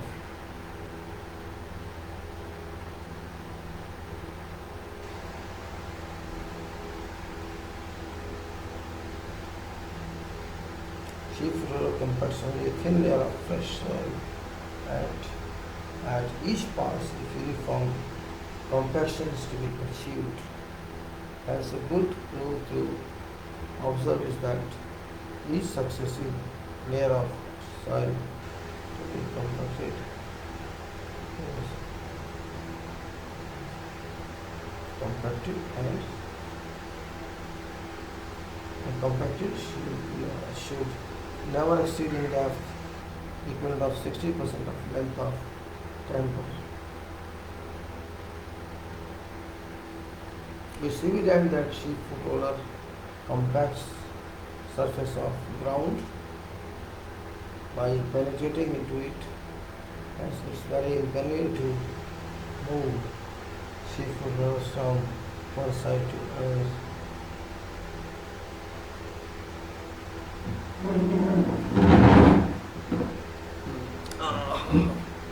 One side to another. Let's sit like this better, comfortably, so I can pinch myself. So says that, hence a good rule of the rule to observe is that each successive layer of soil to be compacted should never exceed in depth equivalent of 60% of length of temper. Now, it's also evident that sheep foot roller compacts surface of ground by penetrating into it, as it's very inconvenient to move the sheep foot roller from one slab to another.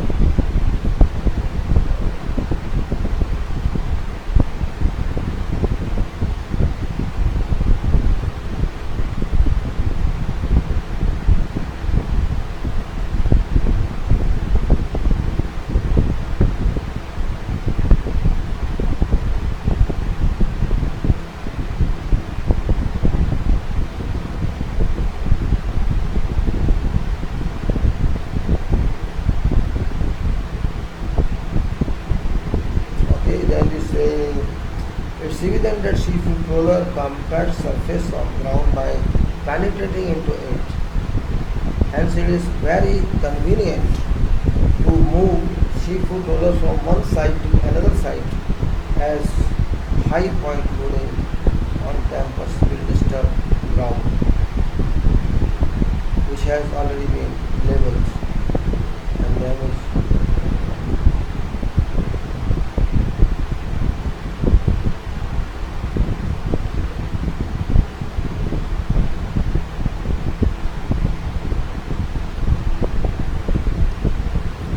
Evident that sheep foot roller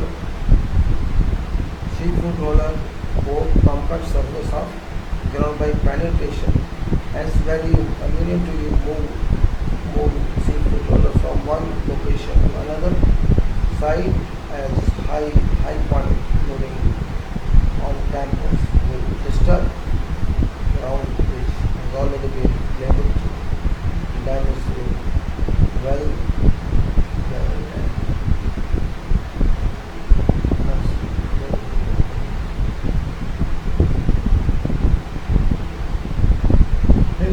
Sheep foot roller can be moved from one side to another only by means of trigger to avoid extra expense and for other reasons.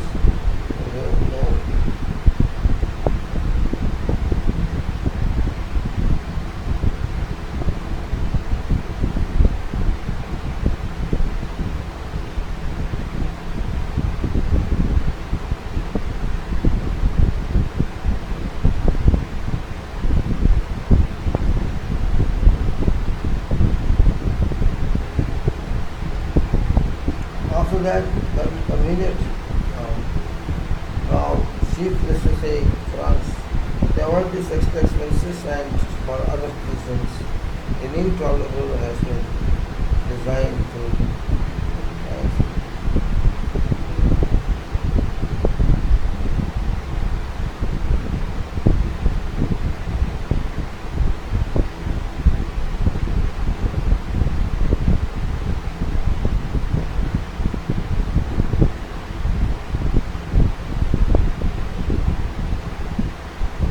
then we move to convertible level, and convertible level is also important to discuss. Let's convertible level.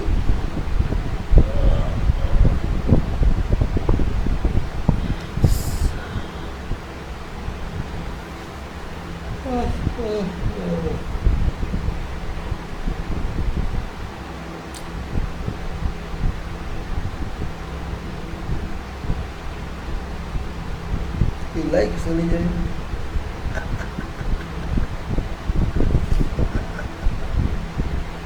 If someone has to spoil your life, enjoy Sunny, you are welcome.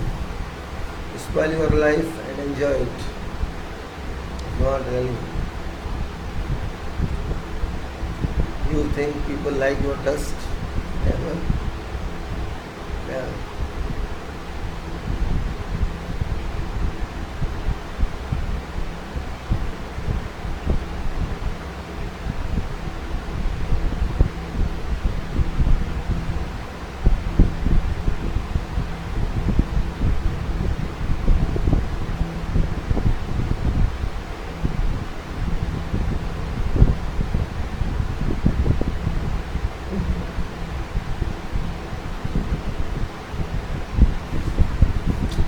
we are talking of sheep roller. It's important for us to understand what sheep roller is.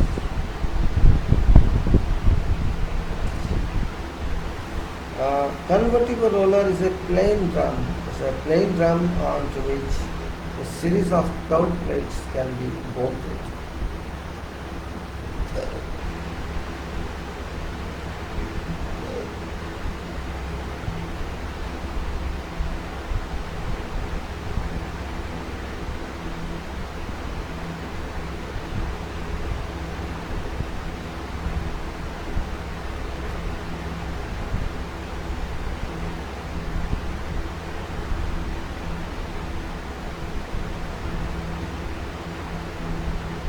Let's say now sheep food, let us say I am reading book. This convertible roller is a plain drum onto which series of curved plates can be bolted when roller reaches construction site. Curved plates have projecting dampers. This curve is projecting dampers.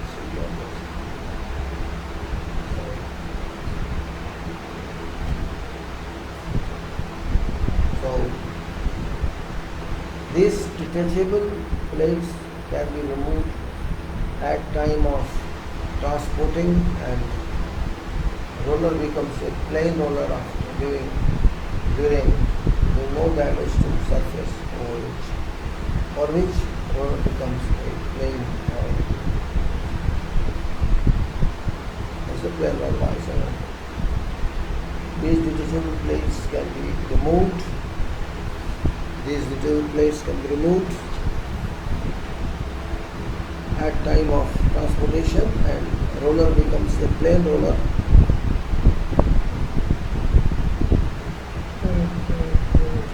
doing no damage to surface over which it is hauled. Plain drum can be converted quickly to sheep food roller simply by rolling.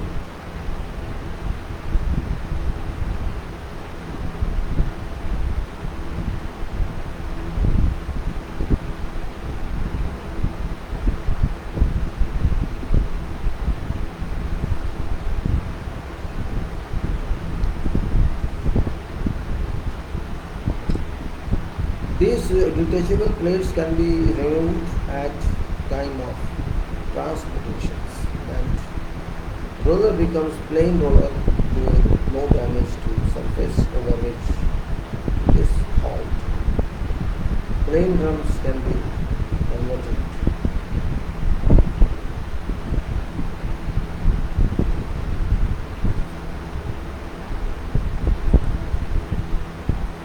Plain drum can be converted quickly to sheep food roller simply by rolling the plates.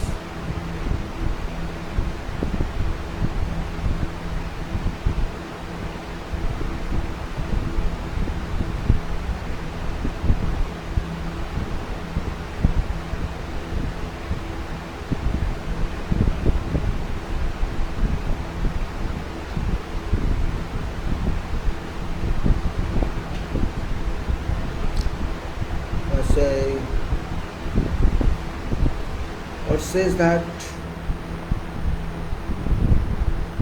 another advantage of this roller is that spare plates can be kept at site. It provides simple maintenance, and replacement can be made if an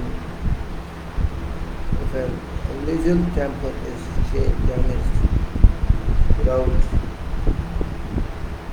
delaying compaction work. Now,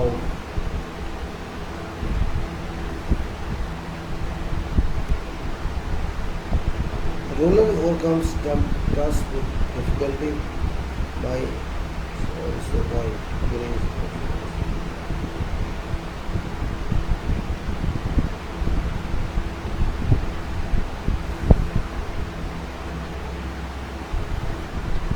says the federal government of say roller overcomes transport difficulty by one in the 11 pattern.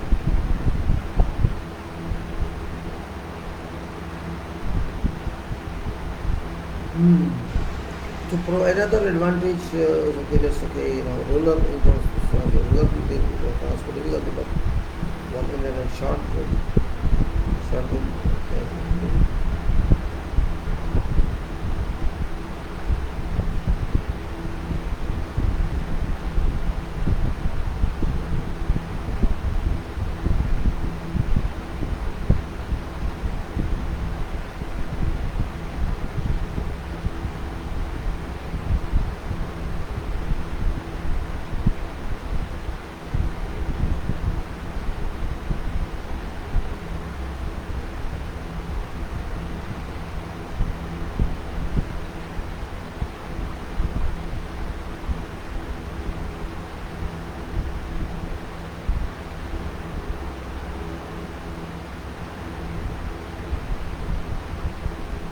Alright, now,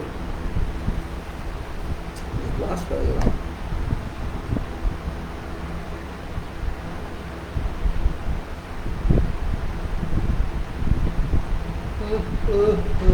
So we overcome this difficulty, transport and dampers on transport by but one inherent shortcoming of sheep foot rollers.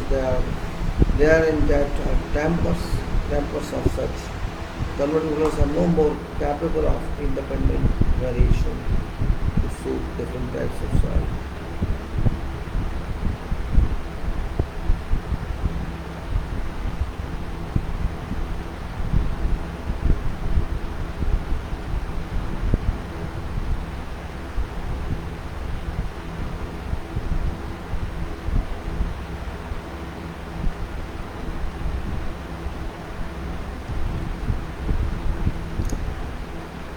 So to have some measure of flexibility, one can purchase several sets of curved plates, each set mounted with different design of dampers to suit different types of soils.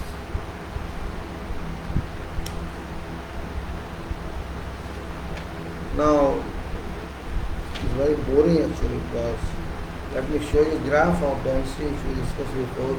If I forgot to show you this.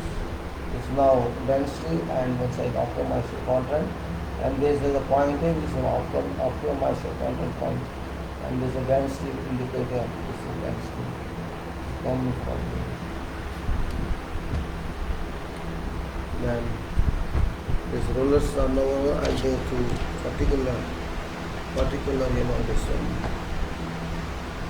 Considerable attention has been paid to number of manufacturers to problems of varying shape of individual dampers and thereby varying unit pressure which damper exert upon the soil in order to achieve increased or decreased penetration.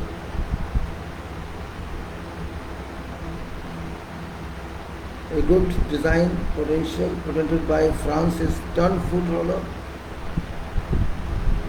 Turn-foot roller can give variable soil penetration, and thereby it becomes a simple matter to adjust pressure in field.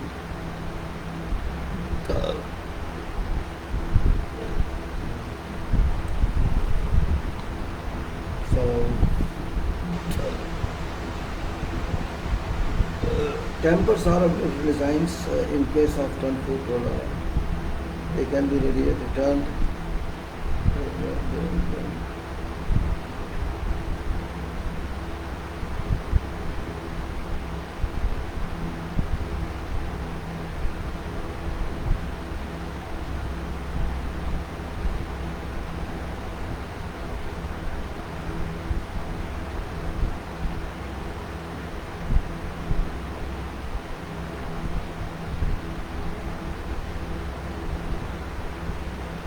Now dampers are of different designs in case of turn-foot roller, and they can be turned, depth of penetration, area of constant changes due to their turning.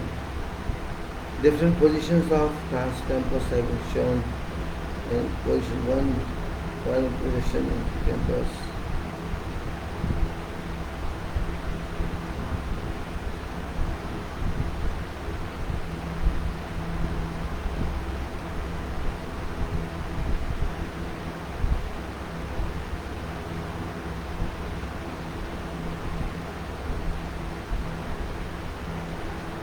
Alright, let's move like this. Little more study. Okay.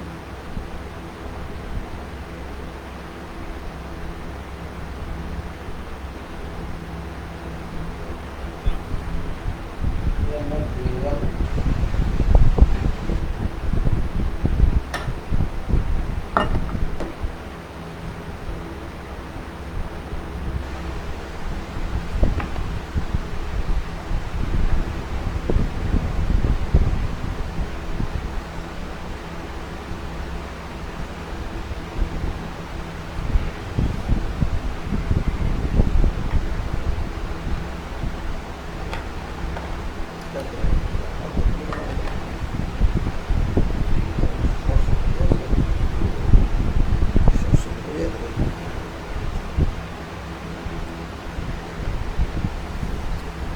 So we say dampers are different designs in case of turn foot rollers, and they can be turned.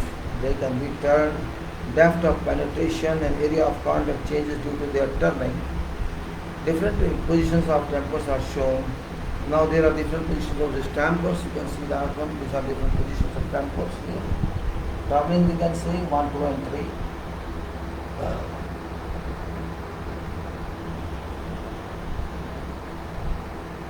1, 2 and 3. The one says position 1 projecting dampers provide contact area 7 square inches and position 2 19 square inches and position 3 48 square inches.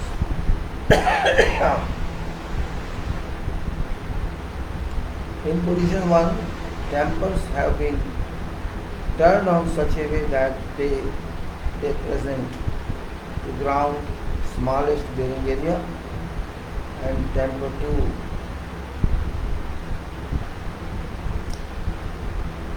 hence these dampers found them to penetrate deep into soil and because of air small bearing area, they compact soil with highest intensity. If next highest intensity of compaction is required, then shaft can be retained to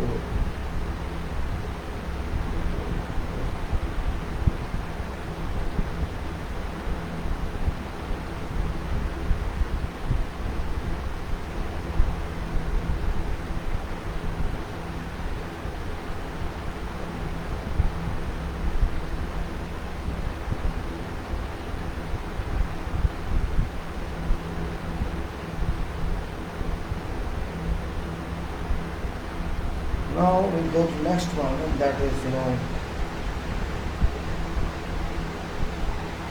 if next highest level of is required, then shaft can be rotated to position 2 to obtain lowest intensity of pressure. Shaft can be rotated in position 3, which gives least intensity of compression.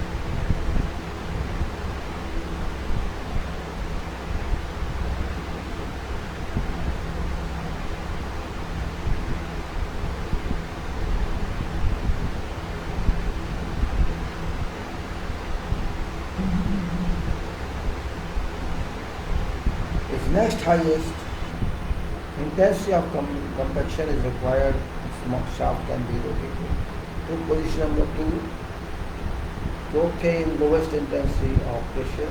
Shaft can be rotated to position number 3, which gives least intensity of compaction.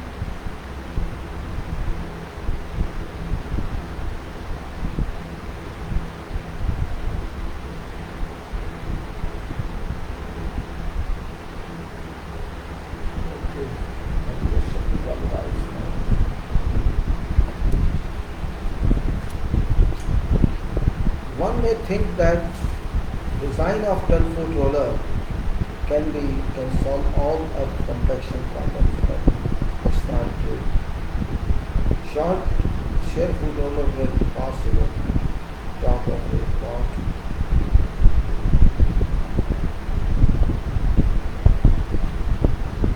It will pass through what? Top of pot hole or a rabbit hole or filling.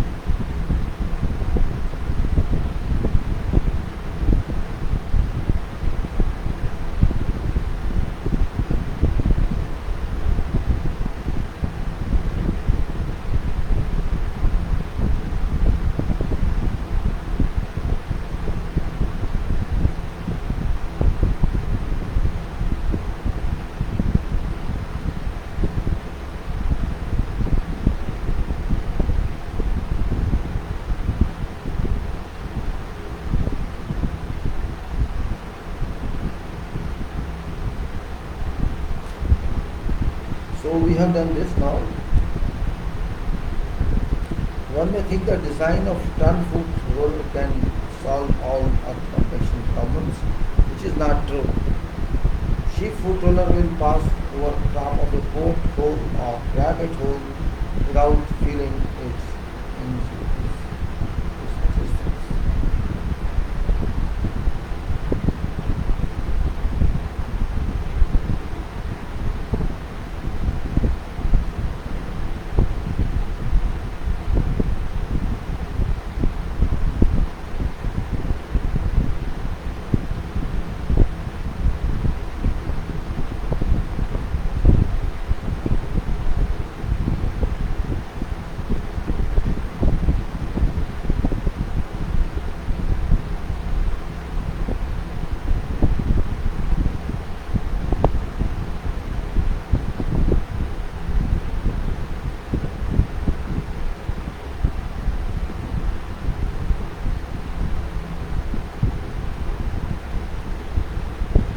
So we have to understand handling now. We may think so that it can pass over the center. This is very serious shortcoming because when a man drives a motor car along area where pothole exists, drive of his car will suddenly sink into pothole.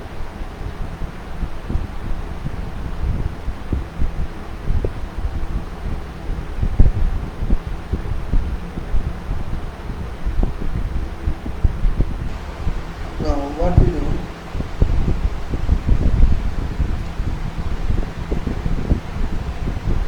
it says that tire of cars shall suddenly sink into pothole.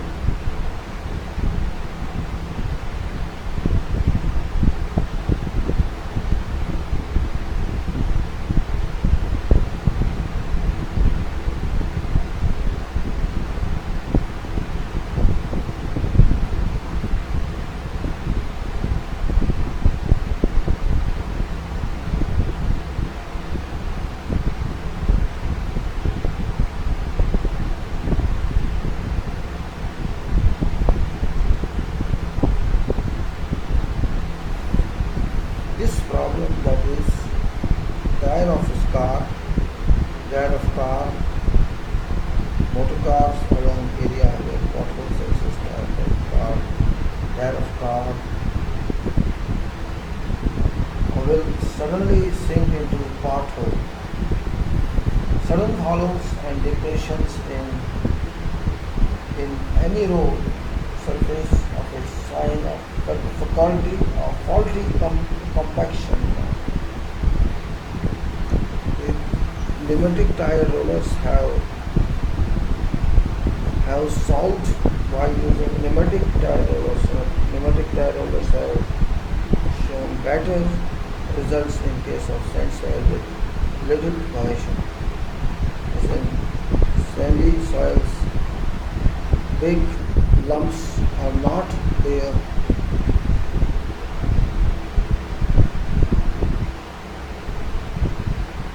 Hence, high concentrated pressures are not necessary.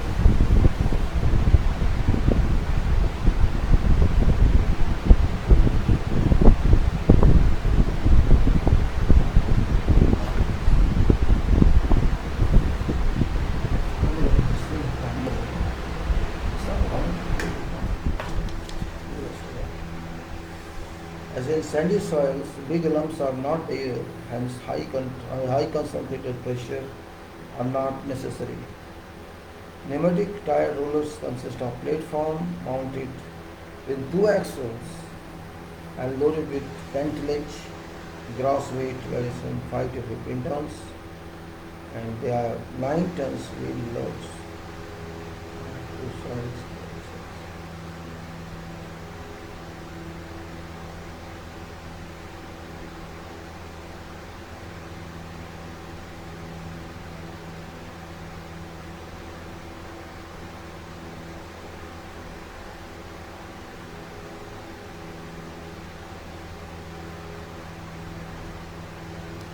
So now the gross weight of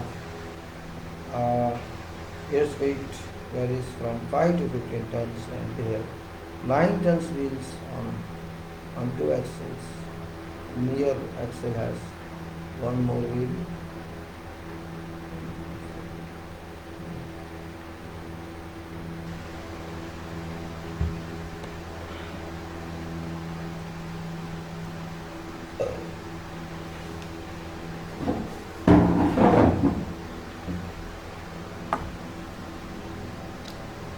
So 5 to 15 tons is answer and 9 tons wheel load. Now wheels are so spaced that complete coverage is obtained with each other, which each pass. Cover is complete cover, means no gap.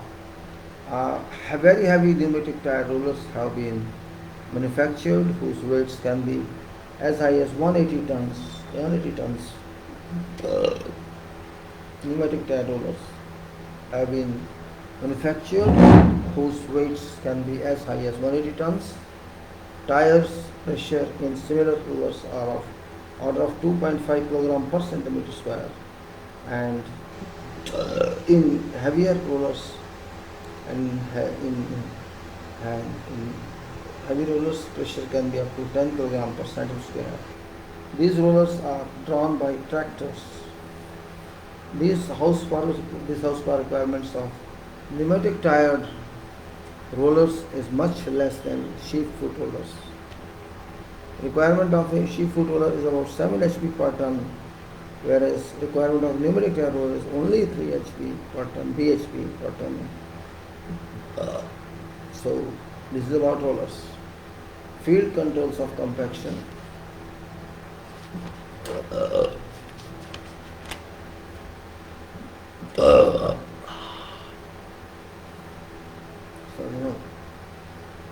So this is the pain I'm feeling here.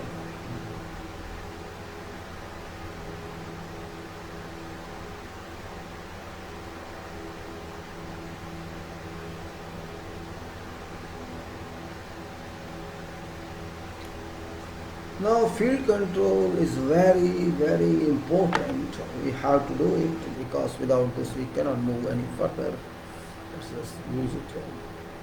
When compaction is being done in field by means of rollers or other items, other machines, it's necessary to measure dry density of soil as an inspection procedure to determine whether soil is being compacted to specified density or it is not being compacted to specified density. These are there are a number of methods available for making such measurements and thereby controlling measures moisture content and dry density. A rapid method of testing is necessary for effective control of density and moisture content during compaction. Hence only such methods are used for this purpose, which give quick result.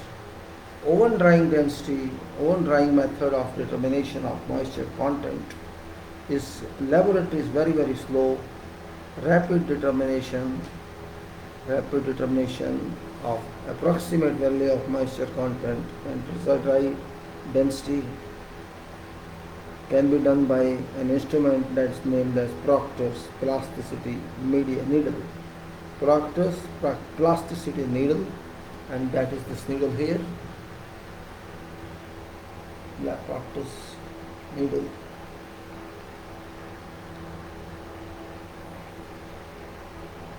Okay.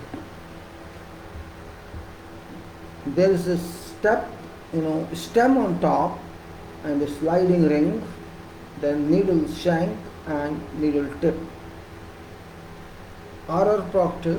Engineer R.R. Proctor, I don't know engineer, I'm not going to say engineer, I'll do just honor, discovered auxiliary device known as Proctor plasticity needle to check moisture content and density of compacted soil. Apparatus consists of a needle attached to a spring load plunger spring loaded plunger. Stem of it is calibrated to read pounds of programs. Device is placed on surface of soil and is pressed a specified distance into it by manual pressure applied by means of handle and is calibrated a spring which measures loads. Compression of the spring indicates penetration resistance offered by soil. A sliding ring on stem, sliding ring on stem indicates the maximum penetration resistance obtained during test. Needle shank has graduations inscribed in 0.5 inch interval to indicate depth of penetration. Needle has a number of tips of varying cross-sectional area so that a wide range of penetration resistance can be offered. These tips are interchangeable and they have bearing areas of 0.05, 0.1, 0.25, 0.5 and 1 square inch sector. For performing experiment engineer holds needle normal to surface and forces it into soil at rate of approximately 0.5 inch per second. Reading should be taken when needle moves smoothly through soil at about this rate.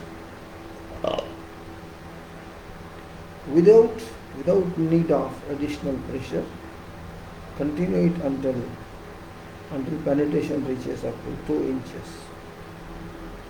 Read pressure corresponding to sliding on stem. Continue to read pressure corresponding sliding of stem. Take 3 or 4 readings and record their average and needle size that will give penetration resistance lives per square inch. For a given soil compacted according to standard procedure, there is definite relationship between penetration resistance and moisture content. This relationship is determined for several moisture contents to develop curve for that soil.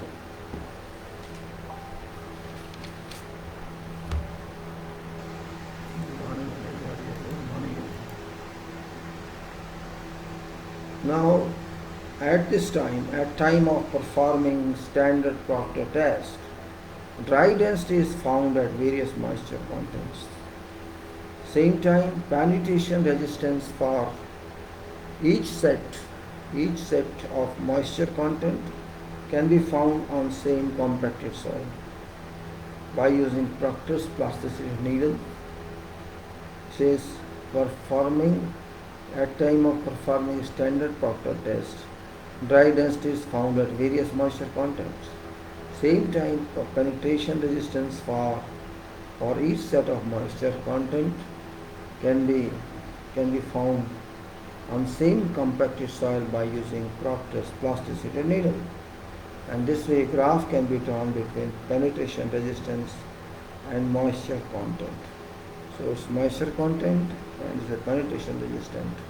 Moisture content 0, 6, 8, 10, 12, 16, 14, etc. And its penetration resistance in leaves diameter is 0 to 800. And here is the moisture content and the dry density both.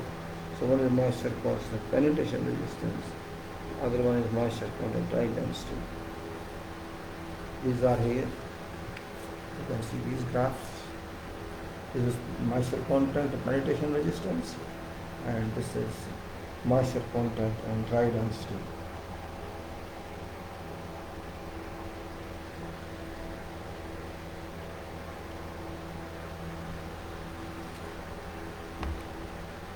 Now, in this way, graph is drawn between penetration resistance and moisture content. Also, curve between penetration resistance and moisture content and shows dry density and moisture content curve. And value of AMC is 10%. Value of AMC 10%. Now, once value of penetration resistance is known, then value of moisture content can be determined. And after knowing moisture content, value of dry density can be determined. In this case, penetration resistance corresponding to OMC is 400 psi. In practice, it's not possible to obtain penetration in moisture control. Hence, some limits are established within which moisture condition of soil will be acceptable. Limits of value of penetration resistance is established accordingly. Device can be operated only on screened soils because presence of even small gravel is liable to produce erratic result. Personal characters of operation is also important. Thus, this apparatus can be used only for fine-grained soils and not for cohesion-less sands. In this test, chances of personal error are very high, and sometimes can be wide variations in results.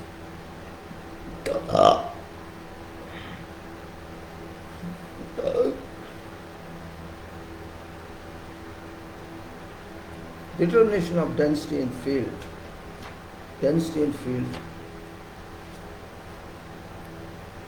Last time when we did compaction study, we left so much, only definitions were understood. So I am now trying to fill in that missing gap. So we should be clear about everything. That's the exclusive purpose of this.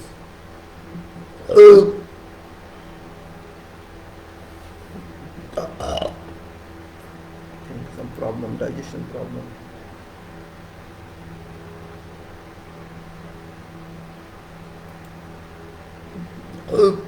See what's happening to me. Determination of density in field. There are a number of methods for determining density of soil in field. Value of moisture content is known. Value of dry density can be known in field. These methods are more accurate even though they are not so handy as proctor needle. Now, utility of these methods of density determination is increasing following method of density determination are in wide use. Sand replacement method, core cutter, sand replacement, core cutter, rubber balloon, water displacement. They are methods. Sand replacement apparatus in this method consists of sand pouring. You see there's a cylinder and inside is a cone, cylinder and a cone, then shutter, and shutter, there is cone, topping and shutter cover flat. Shutter is and shutter cover flat. There's a hole and this is 1.5 dia entry here. There's 4.5 inches dia cylinder, 4.5 inches dia internal. So sand pouring cylinder this is called, which is 4.5 inch dia internally, and this is called sand pouring cylinder. mounted above a pouring cone and separated by a shutter. Calibrating container. Calibrating container. Tray with circular hole in center. Chisel and scoop and balance.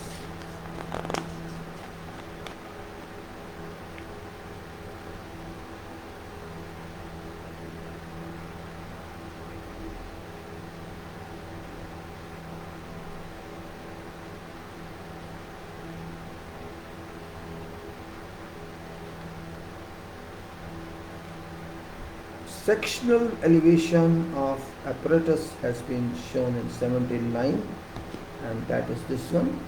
This is 17.9.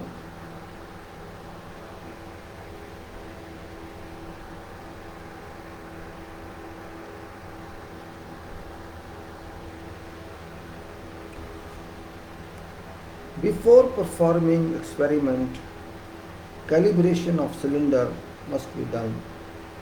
Calibration consists of determination of weight of sand required to fill the pouring cone of cylinder and determination of bulk density of sand. For this purpose, a uniformly graded dry clean sand passing 600 micron sieve and retained on 300 micron sieve dull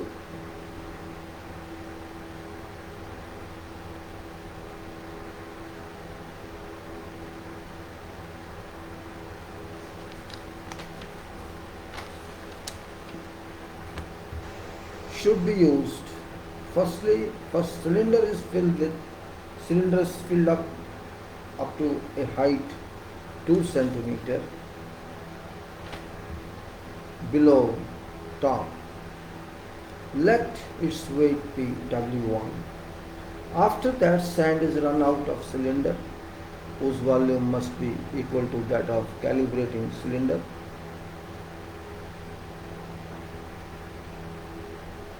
Cylinder is then put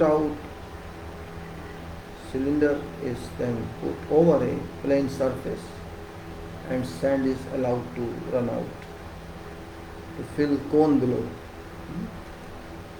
This means like that. Cylinder is filled up to a height 2. This one is talking about. For this purpose, uniformly graded dry condition. Okay. Calibration of cylinder consists of determination of weight of sand required to fill pouring cone of cylinder and determine the bulk density of sand.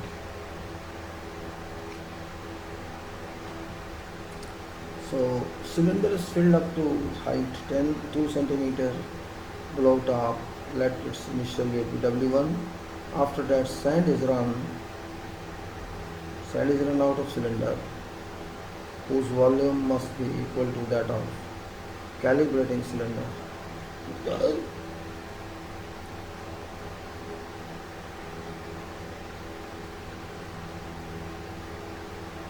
Cylinder is then put over. Cylinder is then put over a plane surface and sand is allowed to run out to fill cone below.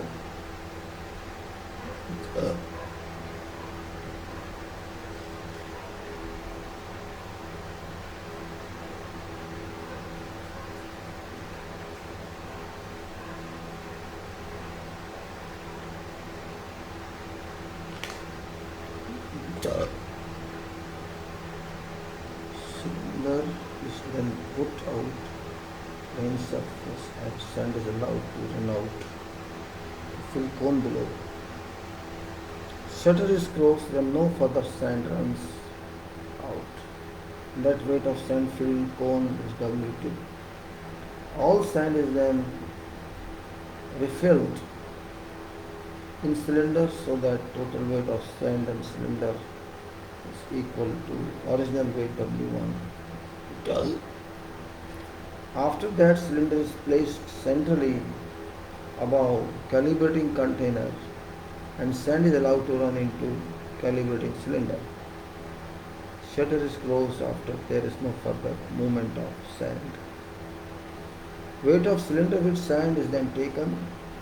Weight W3 of sand required to fill calibrating cylinder can be calculated by subtracting weight of sand W2 for W2 for cone from total sand. Weight W3 divided by volume of calibrating container gives bulk density of sand. After that, all sand is filled in cylinder. After calibration of cylinder,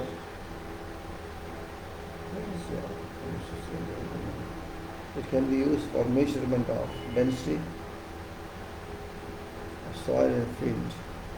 Firstly, soil site is cleaned, drilled. Confusion is there.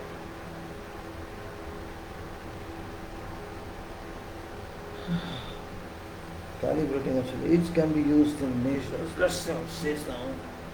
After calibration of cylinder, it can be used for measurement of density in soil and field. Site is cleaned, labeled, then a test hole is about 10 cm diameter, equal to depth of calibrating container is excavated in ground and soil is placed in tray. Weight W of excavated soil is taken. Cylinder is then centrally placed over hole and sand is allowed to run in it.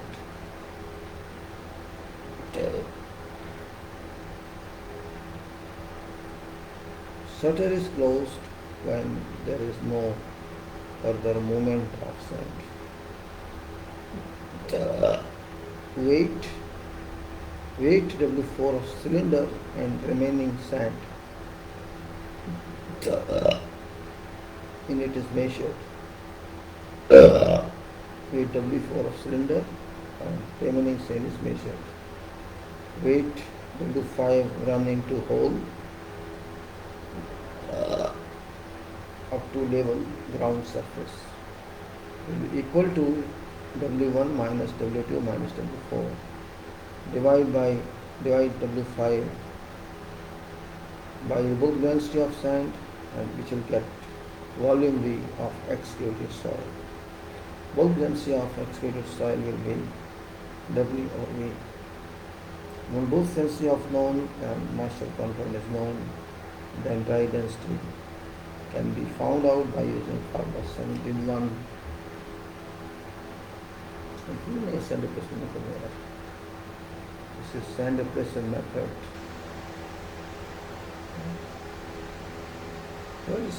This is sand depression method. There is a cylinder. Where is that one?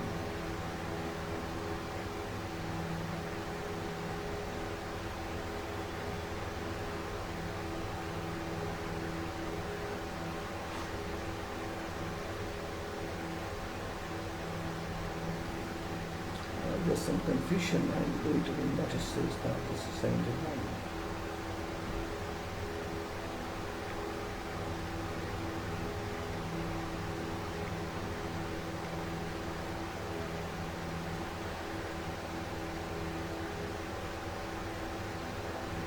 So, what? Metallic head.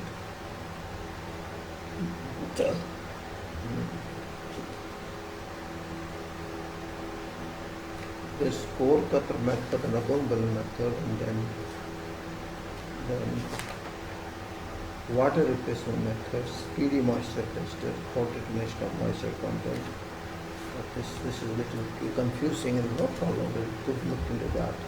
Nothing is confusing. Well, this is now we'll go to core cutter method. Let us see how it works. There's some confusion in sand replacement method. We'll see what comes out, how it is removed.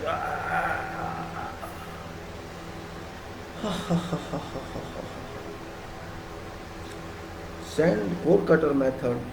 Core cutter method means apparatus in core cutter method consists of core cutter having 10 centimeter diameter and 17.5 centimeter height, 10 centimeter diameter and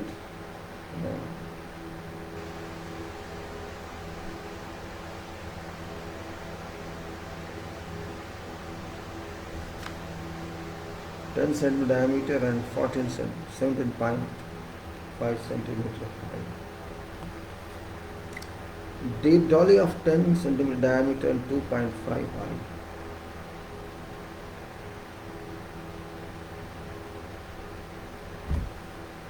Rammer, this is 17.1, shows elevation of core cutter, dolly and hammer, and that is this one.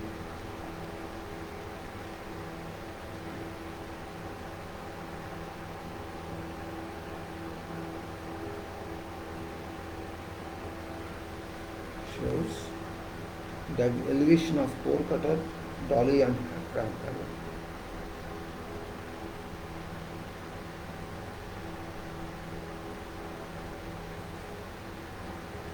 Method is used for clays which is neither very stiff nor strong. To find density of soil, volume of core cutter must be found by measuring its internal dimension.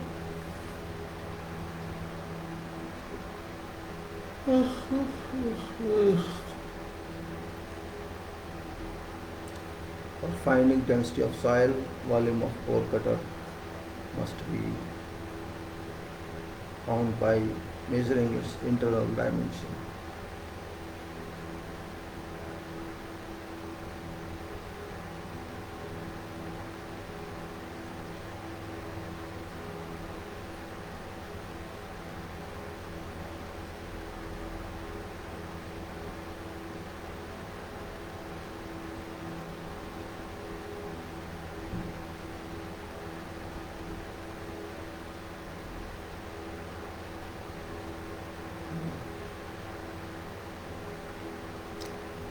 Find out weight of cutter without dolly. Place dolly over cutter and run it gently into soil, which is to be tested by means of hammer till about 0.4 inch of dolly protrudes above soil surface. Site must be cleaned before running to cutter. After running, cutter is taken out containing soil. Dolly is removed and extra soil is stripped off. Find out weight of core cutter full of soil by dividing weight of soil by volume of cutter or cutter. Both density of soil can be found. Moisture content can be found separately, and if necessary, it can be calculated. Rubber balloon method.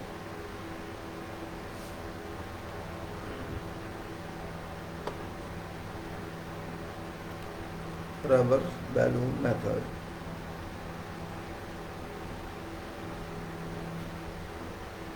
Rubber balloon method.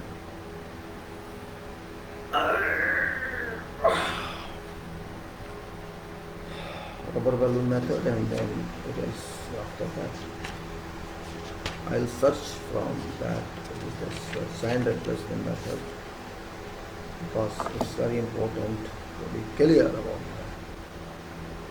that. Sorry.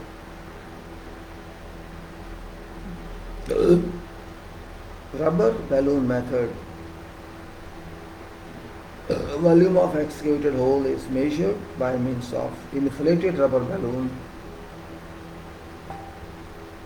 यार ये लोग क्यों नहीं मानते, तंग आ गया भाई इनसे, बिना मतलब में सुन लिया है। Volume of excavated hole is measured by means of an inflated rubber balloon. Apparatus consists of A graduated cylinder partially filled with water. Aluminum case and partially filled water. Airtight aluminum case which encloses a graduated cylinder.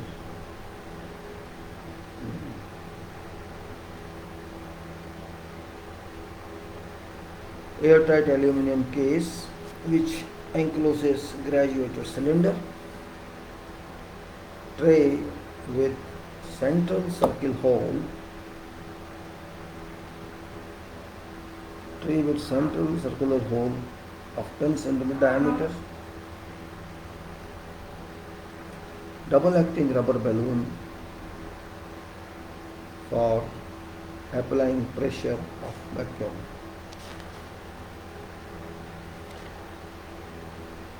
This is figure here.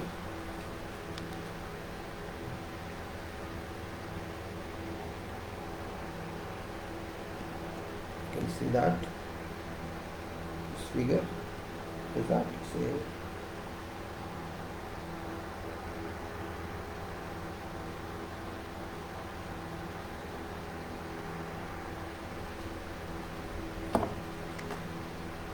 Volume of excavated hole.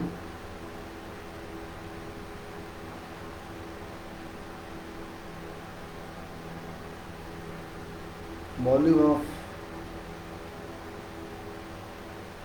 excavated hole is measured. So it's already done. I have to say here. Firstly, tray is placed over ground surface. When their density is to be determined, then cylinder is placed centrally over tray. Air is pumped into cylinder by opening air valve until balloon is fully inflated against surface of soil in opening of tray. See?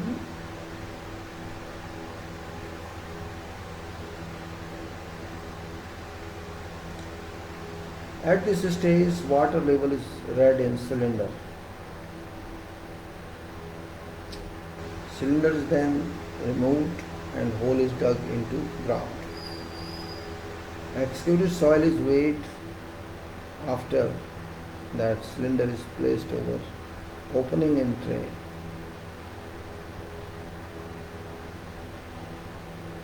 Air is forced into cylinder after opening air valve so that bottom will flow.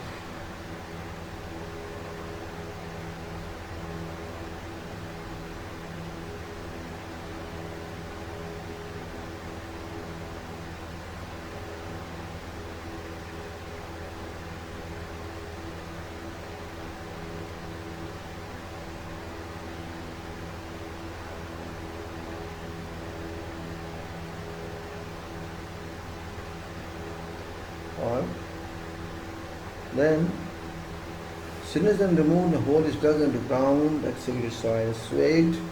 After that, cylinder is placed over opening of tray. Air is forced in cylinder after opening air valve so that bottom is inflated. This is done till base of instrument is raised off tray at least by 1 centimeter. Air valve is closed and both feet are placed firmly on base plate so that balloon is forced into any irregularities in hole at this stage. Again, level of water is read in cylinder. Volume of hole is found from difference between initial and final water levels in cylinder. Once volume and weight is known, bulk density of soil can be determined. And then that is water replacement method. Water replacement method. Water replacement method is there. water replacement method has been found to be suitable for cohesive soils only, in which method a small specimen of soil is trimmed from a large specimen of soil, having more or less regular shape after that small specimen weight. Weight BW1 soil specimen is then covered with thin layer of paraffin wax by dipping specimen in molten paraffin. Weight of waxed specimen should be determined and let in W2. Metal container should be filled with water up to overflow level and then waxed soil specimen immersed in water.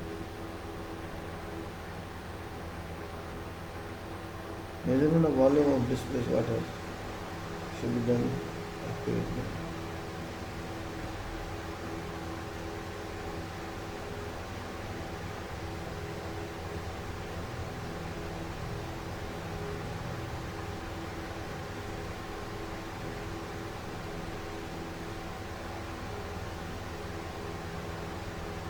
Okay. So soil specimen then covered with thin layer of paraffin, and by dipping specimen of molten paraffin, weight of waxed specimen should be determined and let it be W2. Metal container should be filled with water up to overflow level. Metal container should be filled with water up to overflow level and then wax soil specimen be immersed in water. Measurement of volume of displaced water should be done accurately. Let volume of displaced water be VW. Volume of specimen can then be calculated. V is equal to VW is equal to W2 minus W1 over gamma P. Gamma P density of paraffin wax is equal to 0.908 gram per cc. Speedy moisture tester. Speedy moisture tester.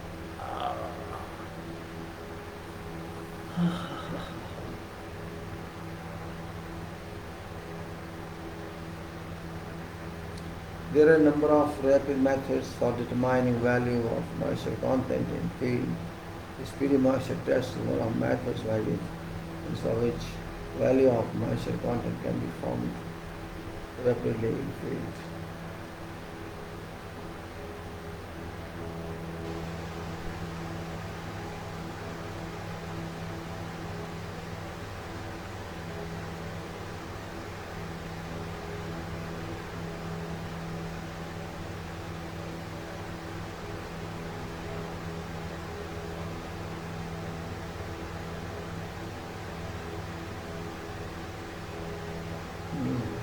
So let's see what is that.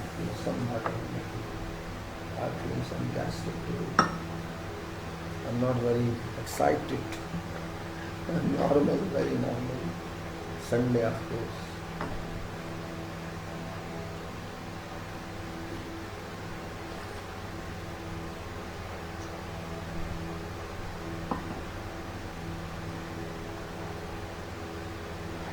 So put off light, I think it's one bit of light now.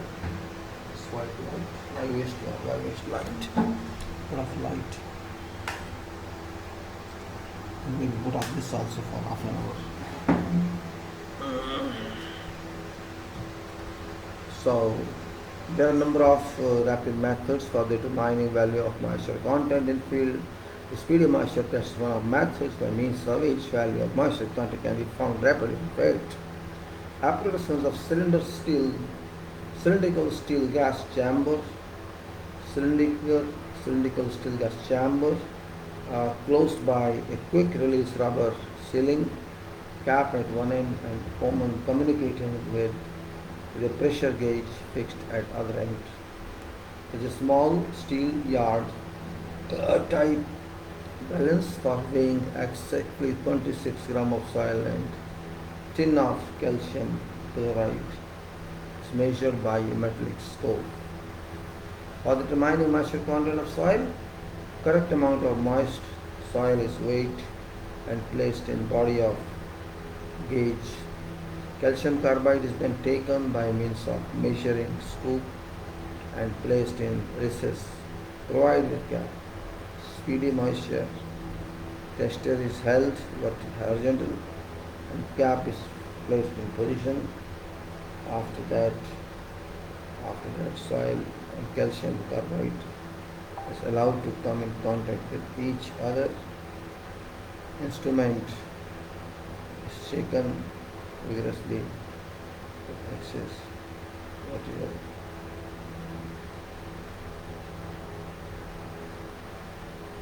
So that calcium carbide comes in image contact with moist soil. Due to this, reaction will take place between moisture of soil and calcium carbide and acetylene gas generated. Pressure of gas will be recorded on pressure gauge where there is no further increase in gas pressure. The pointer will not move further. Read dial and value of moisture content can be read directly because of moisture content has been correlated with gas pressure. If there is more moisture in soil, more gas will be generated, and if there is less moisture in soil, there is less humidity.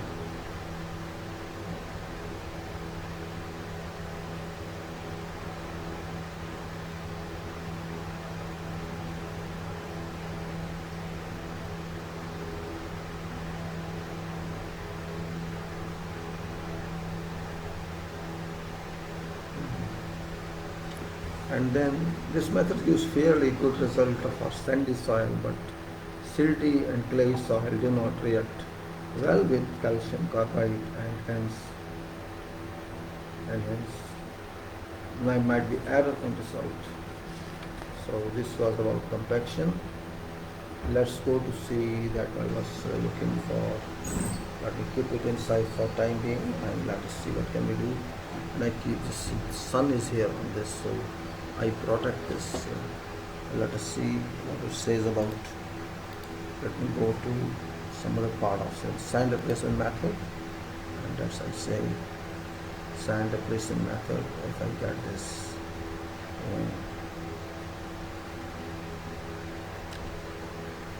this is going sand replacement method.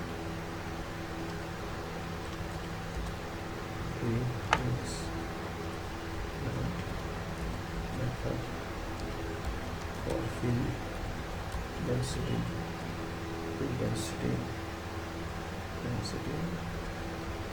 of soil. This I think is a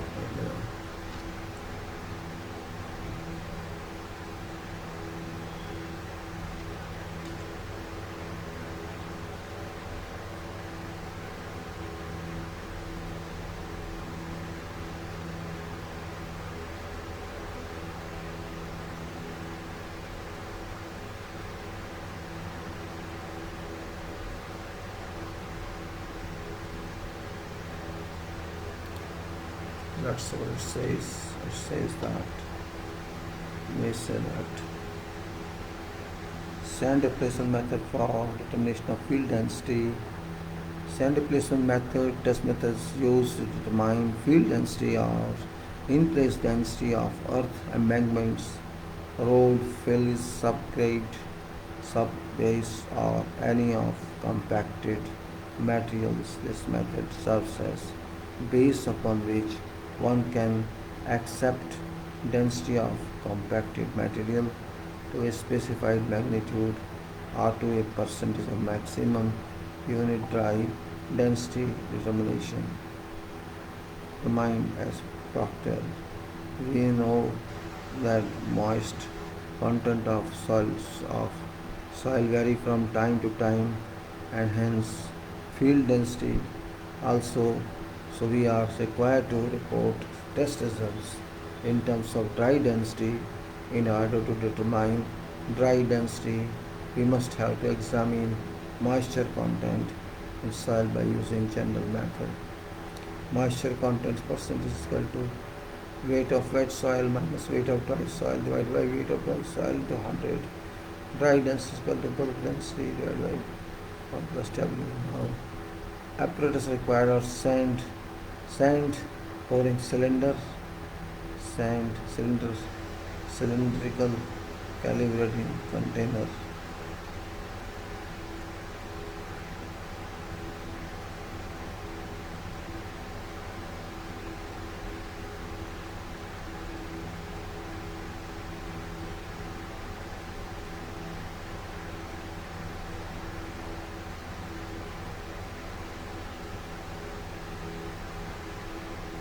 So it says that there's a balance and sand cylinder calibrating container, cylindrical calibrating container, and then metal tray with hole and excavating tool, balance, glass plate, metal tray, clean uniform sand passing 1 mm retained on 6 micron and water content. Determining apparatus, sand pouring cylinder,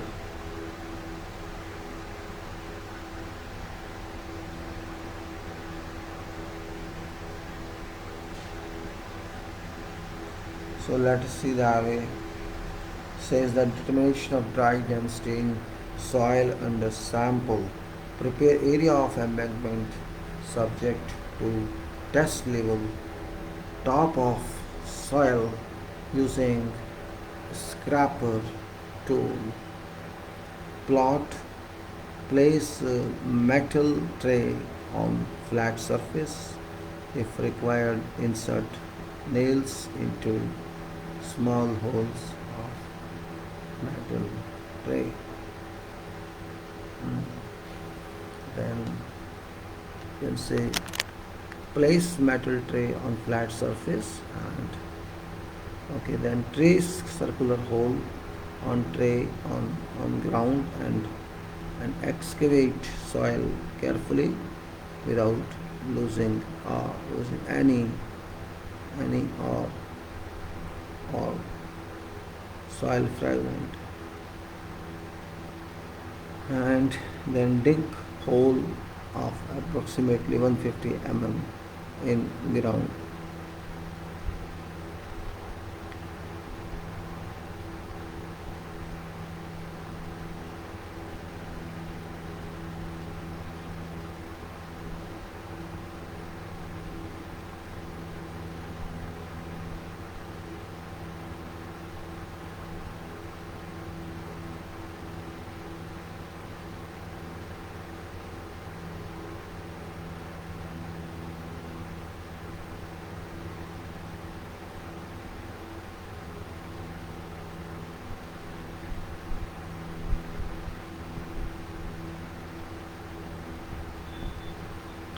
Then you can say collect all excavated material in a metal container and clear hole using a brush.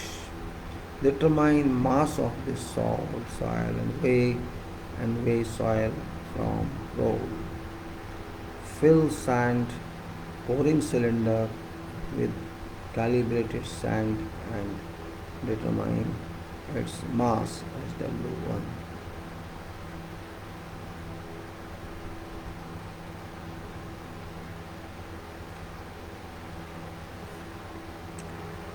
Place cylinder directly over excavated hole. Allow sand to run out of cylinder by opening shutter. Close shutter when hole is completely filled and no further movement of sand is observed.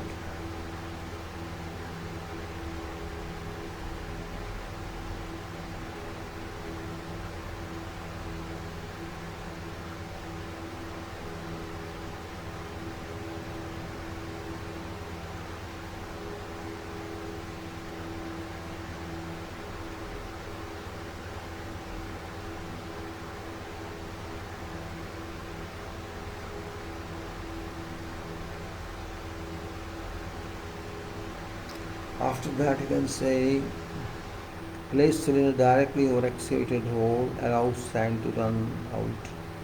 Cylinder and by opening shutter, close shutter when hole is completely filled and no further movement of sand is observed. Now weigh remaining sand in sand, pouring cylinder and note this.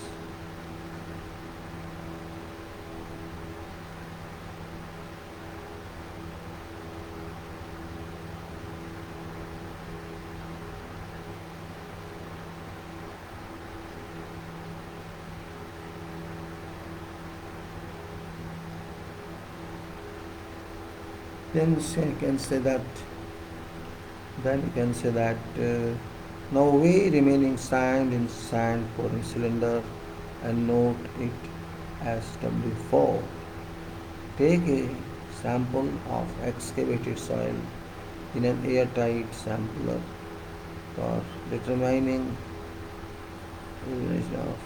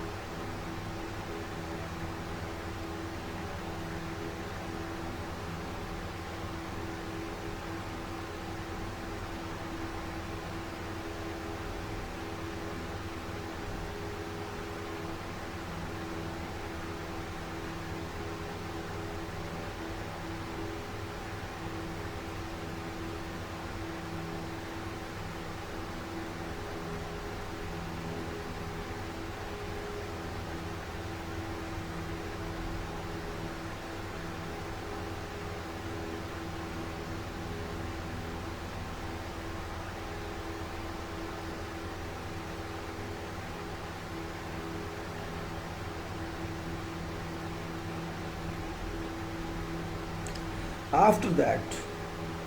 So simple. Now we take a sample of excavated soil in an airtight sampler for determination of water content. Volume of hole is determined by using unit weight of calibrated sand already known. Observations: volume of calibrating container is equal to say 1000 centimeter cube. Weight of cylinder plus sand before pouring say 746 gram energy, and mean weight of cylinder is equal to plus sand is equal to 5610 gram. So mean weight of sand in ohm, and that's equal to 430 G, 430, 46 G, and then the weight of sand to fill calibers.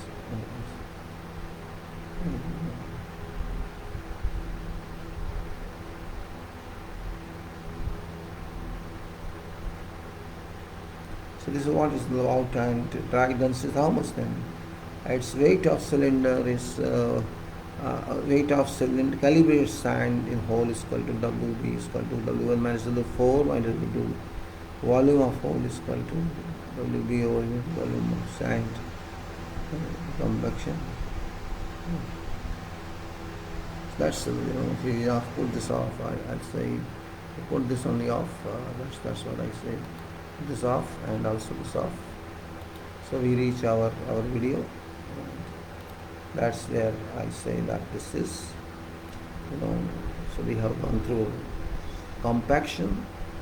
So what we have done is compaction today is very important part, compaction, and we have gone through various methods, and we have gone through in this what is compaction and what is what does it compaction mean, and what's the purpose of this, and what are laboratory methods, take procedures of film acid content, dry density, and modified product theory of compaction, physical chemical theory, Hagen diagrams, and all this we have studied in compaction.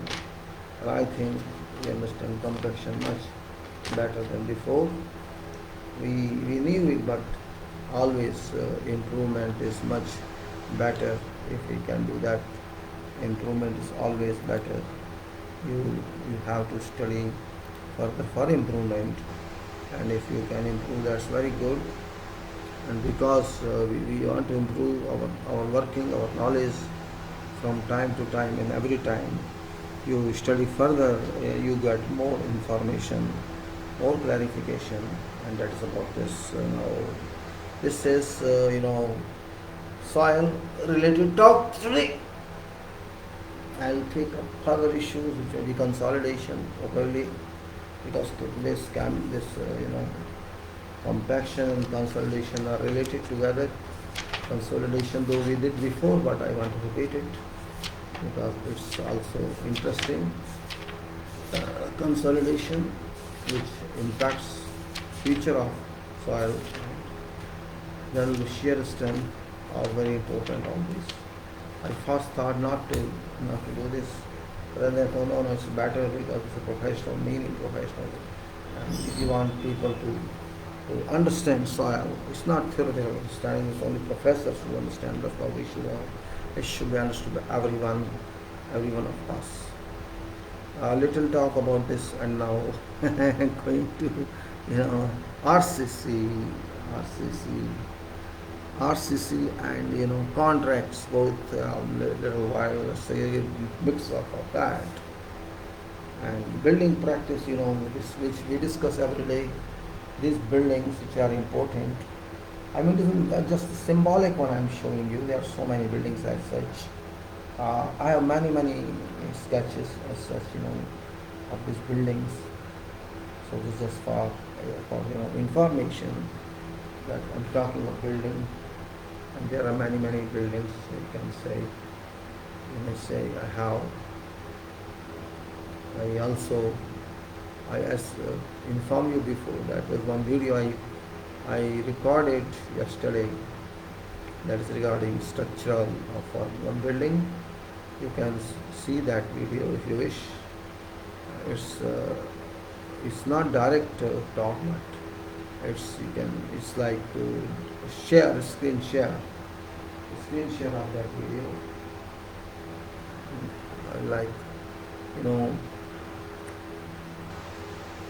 I explained about construction, involvement of what we actually do. I explained to you about excavations, foundations, columns, lifts, and stairs.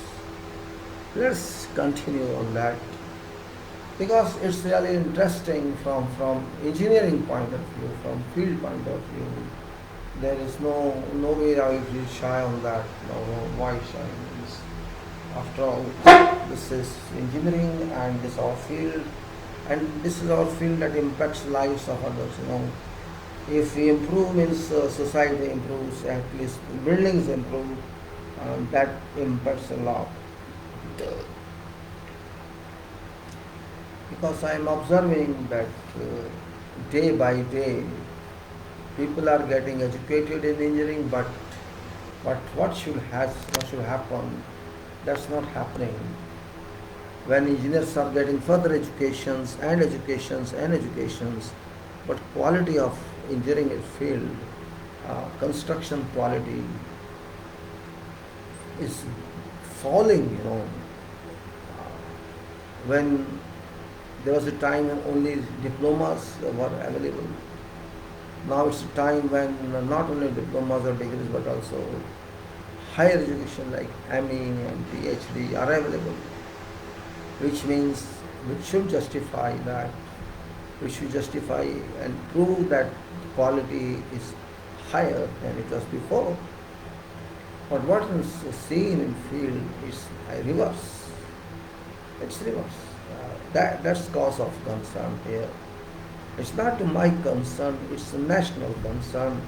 Though it's not being debated, it's not being talked, it should be.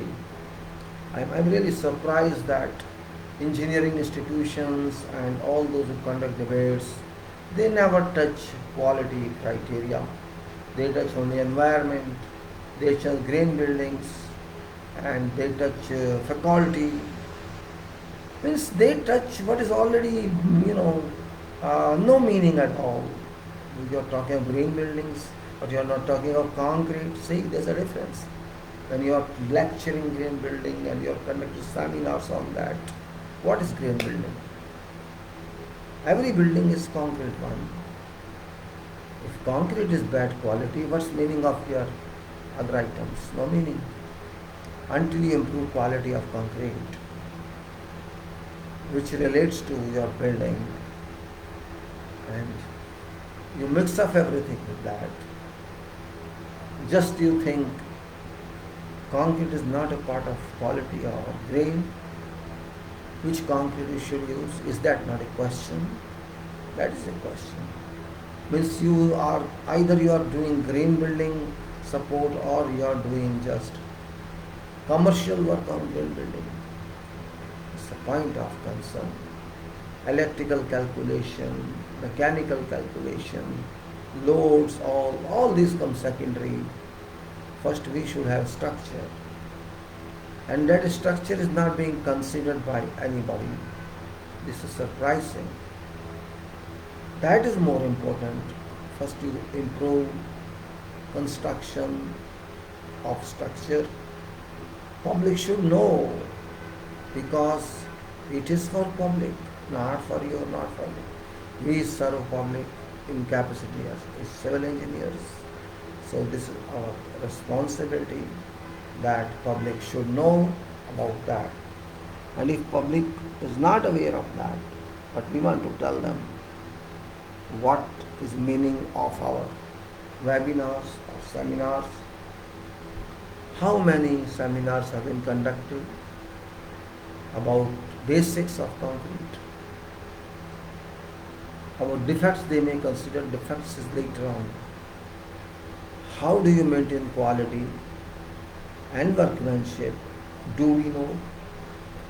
Not from books point of view. I am not talking from books point of view. Books are written by those who never worked in field, and those who worked in field, if they write books, these books are not called textbooks. These are resources, and these nobody buys. Nobody refers to them. And everybody looks after free copy, and it's not possible. I wrote one book regarding practical activities on site, and this was written in. I gave the script to publisher in 1992. I thought it would close in 6 months, but it took 3 years of that book, and that was also under obligation. This type I never do. I do only for students, but okay, no problem, we'll do it. So that book, I took a lot of time. There are many sketches in that. Writings on how what on-site person should do, or resident person should do, consultant should do, what is tendering, what is lump sum, what is activity of a swimming pool, or activities of a building, what are responsibilities and duties of various engineers or consulting personnel, engineers personnel, outsiders. Everything was given to me. And some people.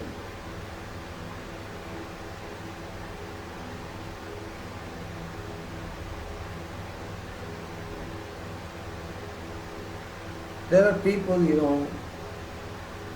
who do not recommend that. No problem, don't recommend. Once I visited, I think, which body was that? I think some buildings council was it or something it was like that. I visited that office and showed him that book.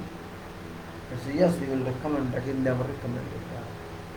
Means either you should have certain access to that person. Well, I don't like all this. My duty is to write, or my duty is to disseminate, and I don't, and I can say we have to disseminate real knowledge to public, because public is ignorant.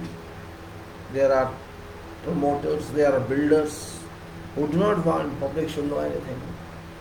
This is really very, very surprising, and I am sometimes very much astonished how people in this market of construction behave.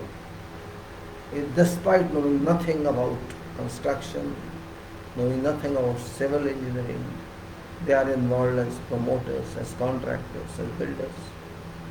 And engineers just pass excuses. We don't have power, we don't have this. Those engineers do not even implement quality. Okay, you have no connection with architects, you cannot get job. But if you are working in government, there you have power. So government qualities are also coming.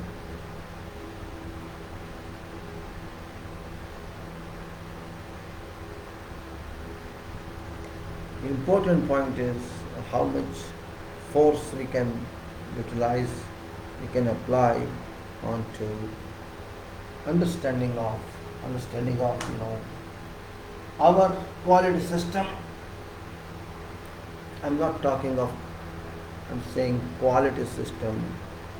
We have to make sure that work is done according to quality requirement, according to best requirement, best practice. And we should say with pride that we are really professionals in field of civil engineering, construction engineering. But unfortunately, this whole scene is being ignored, unfortunately. I have many cases with me. I used to try to practice here, but I have been unsuccessful because you will find different people coming with different intentions. Example, one of my known person, I told before also, just I repeat, from Gurgaon. This person is known to me, I know him, he knows me very well. He came to me one day, long back these days, that I want to construct a house. Okay, very good. This is my drawing, you help me. Oh, surprised, this is what I want. Already you are trying. No, this architect charged me, and this is approved now, approved by authority, but he's asking more money. He's asking me, give me, he told me some for structural engineer, this sum is required. So when I said my friend is there, he's an engineer, why can't he help me? So I came to you. Okay, no problem, I'll help you. And I went through trying, I told him that this is not correct. Well, I commented on that, but no, whatever is to be done, you have to do. I don't want to talk with the architect because I disconnected with him. We paid him 1.25 lakhs and for architectural lab. And for structure he's asking 80,000 more. I told him no problem, I help you. I tried to go through drawings and ask some questions. He said, no, the contractor is doing, you can ask contractor. Okay, I had a chance to talk to the contractor.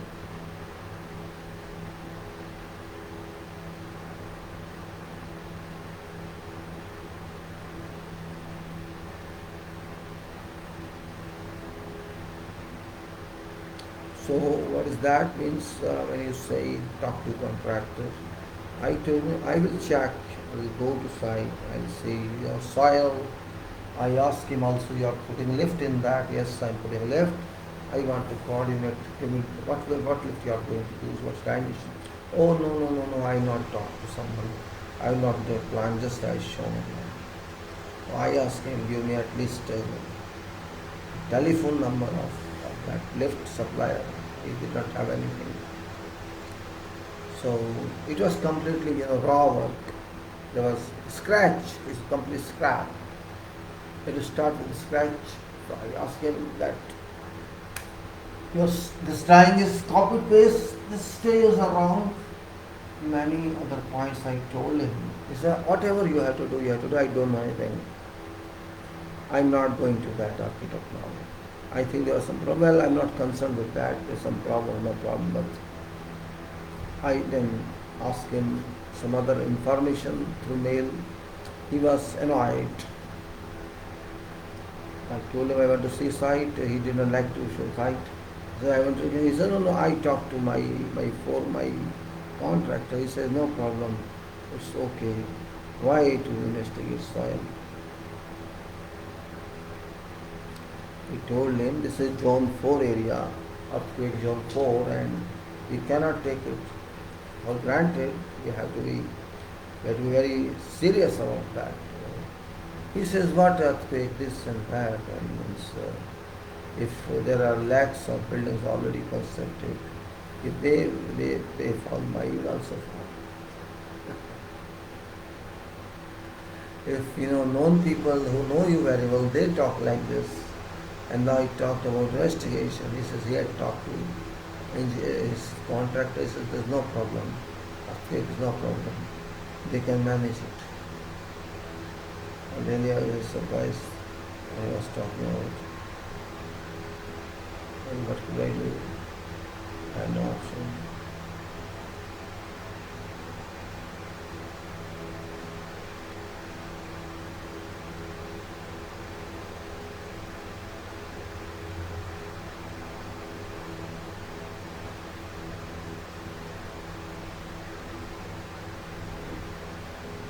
So point was that person said that this contractor says we'll put some thickness of fine sand below foundation, and that shall have resistance of earth. He was teaching me. That person who came to my house, he was started teaching me, is it okay or not? Do tell me. What should I answer? You tell me. Just keep a layer of sand below foundations and earthquake is solved. So if thinking is that, if tendency of people is that, owners of building is that, means who can help them? You just tell me. You are neither giving me any detail, you are not interested to share with me any information, you just want structure. Your stair itself is not correct. Floor heights are different, but stair is same. See, floor heights are different, stair is same. That type of people are there. They say, no, if you want to help me, don't give me tension. My God. Tension, I will supervise myself otherwise. See, he knows supervision also. Problem is, that's what I am saying, that civil engineering is not reaching to bottom section of people. It's limited to civil engineers and they are not improving it. See, writing journal, writing paper, these are all useless. Only for purpose of taking PhD or research. What's the purpose of that? It is not reaching to those it should reach, and this is not here, this is all over the world. But their engineers are smart, they take care of buildings. Here is a difference. Our engineers sleep. If they are in government, forget them, then don't do anything. If they are part of government, whichever government, they may mind my statement, but that's fact. Who cares there? Who cares? But responsibility is a responsibility. Private or government doesn't matter as far as structure is concerned. Actually, I am not getting jobs because this is my attitude. People think I am arrogant. People think I came from overseas, so I talk like this. They consider that way. Oh, you are talking to me, this is India, this is Bharat. You are not practical. You don't know how to work here. That's why you cannot work here. You go. Means you are just beating me for sake of beating, without any logic, without any reason. I am trying to help you. No, I don't want zero defect building. I want just do if you can. Miss, I don't understand. I told him, you have come to a doctor, you are visiting a doctor for your sickness, for your disease, and you are forcing doctor to write prescription according to you. That's what you want? Or you will listen to doctor? Oh no, this man is also experienced. This one, contractor. Okay, what experience is having? Where did he work? He worked in Saudi Arabia. Okay, in Saudi Arabia. Very good. Very fine. What work he did? Oh, he was electrical foreman. What to do now? What can I say? You tell me. He has hired a person who worked as electrical foreman in Saudi Arabia, and he convinces them very well by shouting.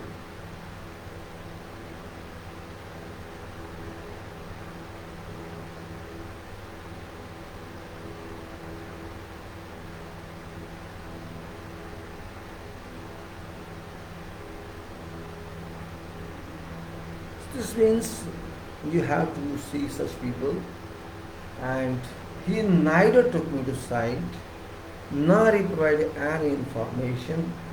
I told him I have worked on many drawings. It's okay, thank you very much, but I don't want your services now. I will handle myself. Now what you say these people?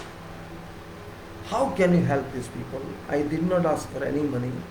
Known to me is, yet he says you are giving me tension.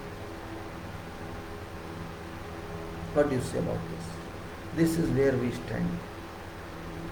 He doesn't want any safety. He doesn't want anything. He wants to believe a person is not from this field. And he can pay to architect and disconnects in them. This means architects are better intelligent. They know how to screw clients. Right? This is screwing.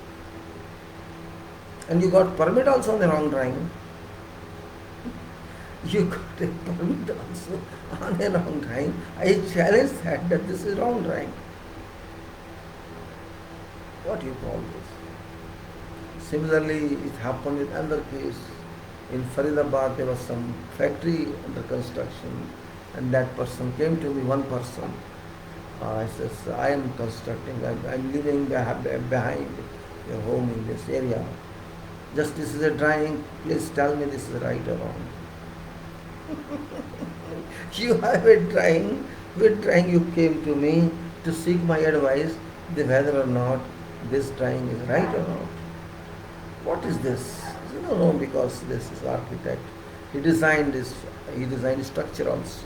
Okay, very fine. Immediately I said, this structure is Baba Adam ke zamane ka. It's very old style, which is not done now.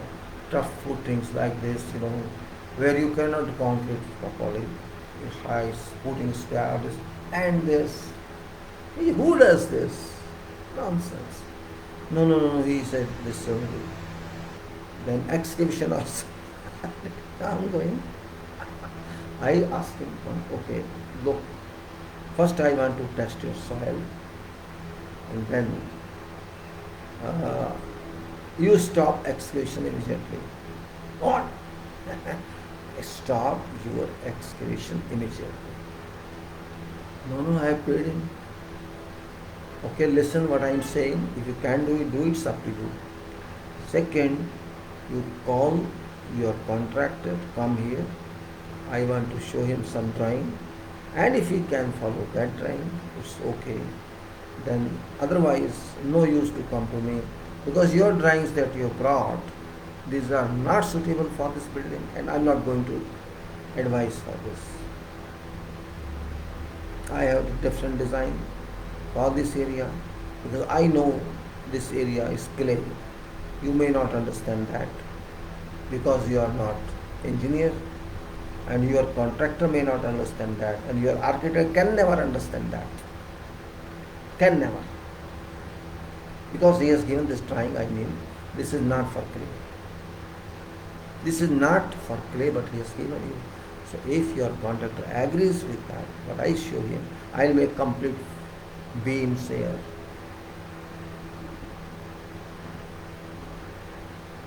He sent somebody brought some samples, and also he brought, he called his contractor. I discussed with him. Then they went out and whispered, okay, I'll come back. Okay, come back. And till today, he did not come back. So I enjoy these kinds of people's foolishness. Okay, I'm not getting money, that's a different issue. But you think money is everything?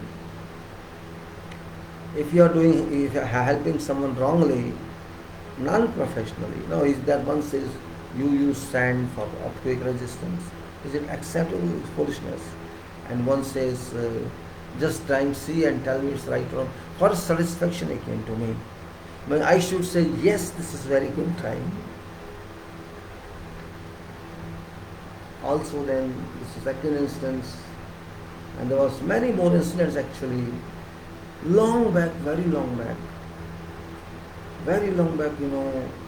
in Delhi. One of my relatives actually was a property dealer, so he thought I would do what he says, because my relative, my brother-in-law, real brother-in-law, my younger sister's son, a real sister's husband. I was in Delhi that time. I still used to stay in Delhi. And then he came to me that I want your help. You come. What will do? No, I want to.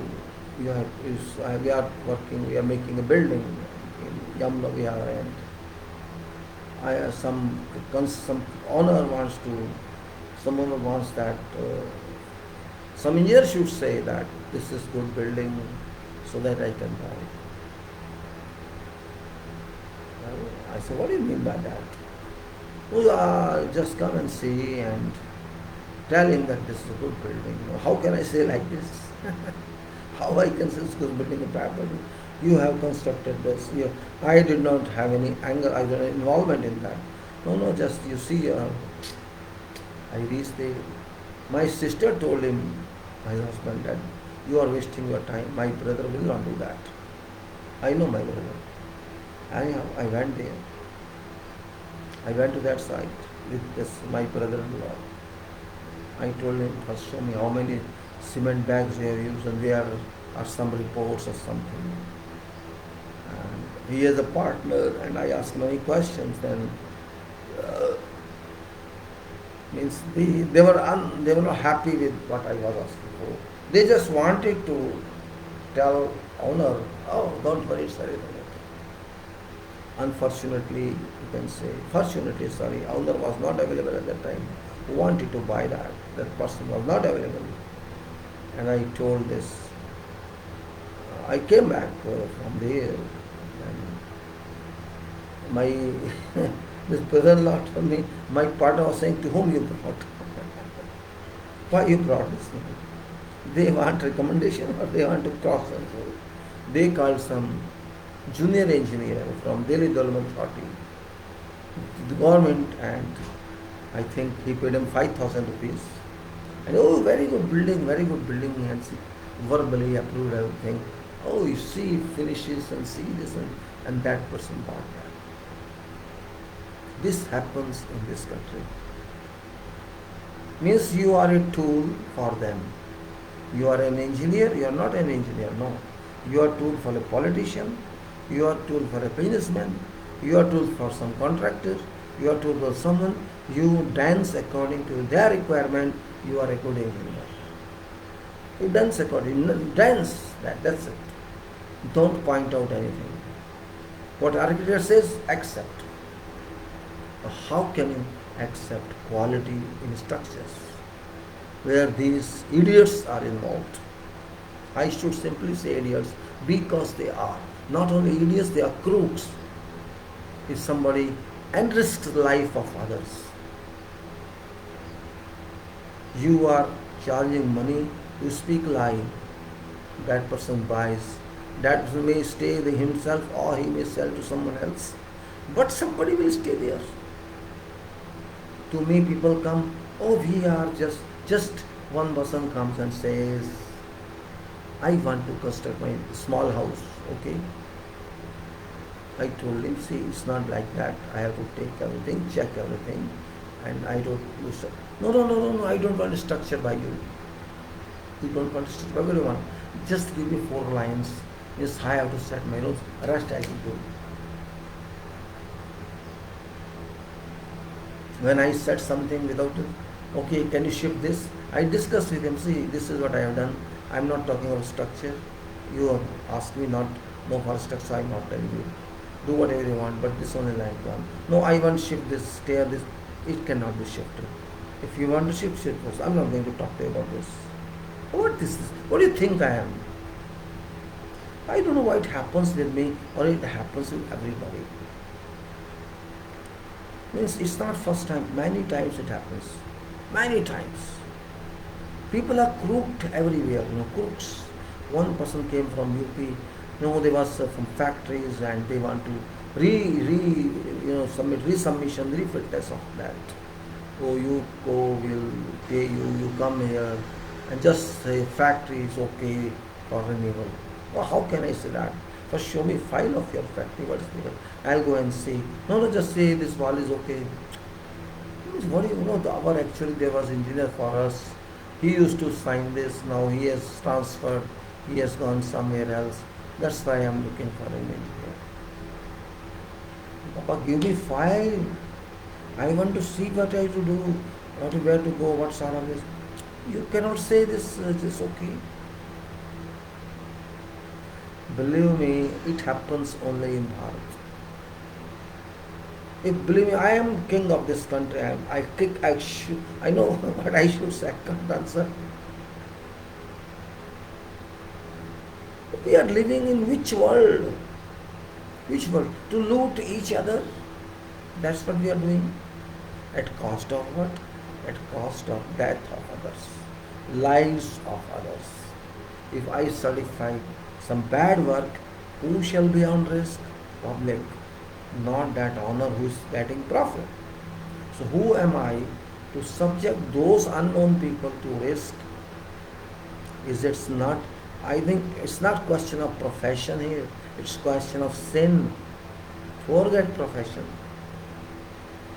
You are allowing someone unknowingly to die.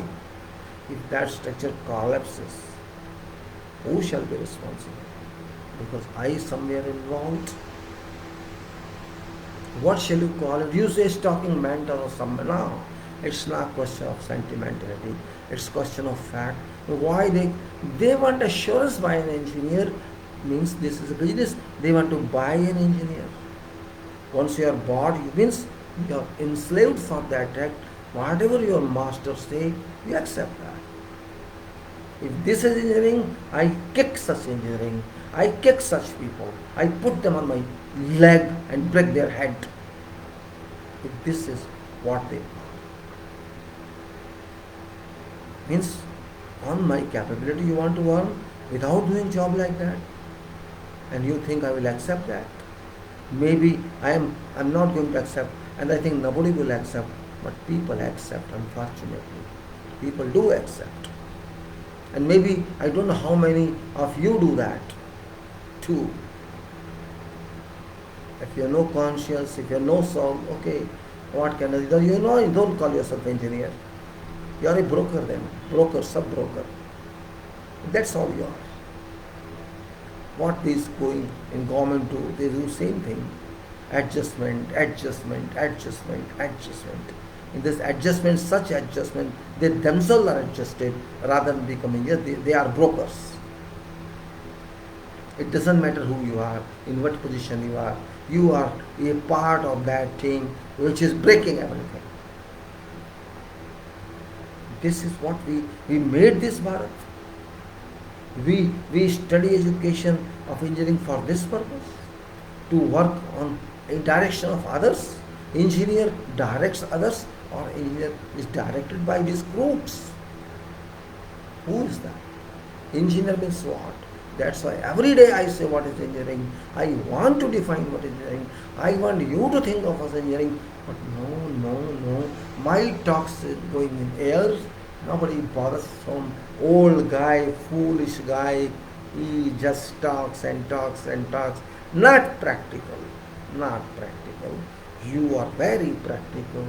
You are very, very practical, my dear. There is no practical person more than you are. You are so highly practical people. That's what I say. You are very high practical people. Such a practical person you are, nobody can imagine. But I'm not.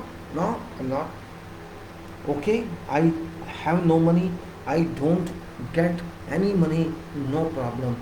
I am ready to face circumstances because throughout my life I did not take any bribe. I worked overseas with quality, with system. I am not used to that kind of environment which people have created here. No problem. No problem. God gives me food, I am taking food. But I shall not allow this. And I am really surprised. Why do people go to engineering colleges? What is the function behind that? What's the objective behind that? If we have to create such quality system here, I don't think we can move forward. If everything is like that, private parties are like that, means those who are spending their money, but there is a difference.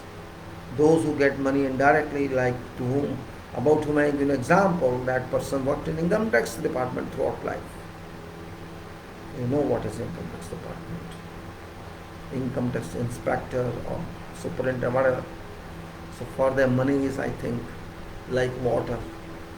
So maybe he is not that, he did not care because his money might be very easy coming. So, but those question is not money coming or not coming. Question is, what do you want? Why do you think civil engineers are street vendors? Are we street vendors? And okay, forget architects. I don't respect them because they never care for buildings. They only want to grab money from clients. This is architect. This country. I'm not saying about others. Others too. In this country, architects are not architects. They are practically not architects. Only negotiators, just to take money from them. Now, question is, when this person who came to me with architecture putting, where are structural drawings? Why are you asking at that stage when you are going to construct that and you are giving me more for structural drawings? This means this person didn't know that. You demand more money. Why did you not tell at that time? Why are you asking more money now? You are getting drawing done, you are getting approval done, and you are handing over this and give more details. Structural details, you give me more money. This means you are liar. You did not tell everything in beginning to client that you have to pay this much for this much. Now because you are grabby, he is paying you 1.25 lakhs and you are asking him more, he scraps, so you say he will give himself. And might be he has given later on, I don't know. I don't meet that person after that. But is that ethical? You are cheating a client. Why did you not give structural drawings to him when you issued architectural drawings? Was it not your ethical responsibility? You kept that person in darkness, and that person is now having no money, or I don't know what's the reason behind that it came to me.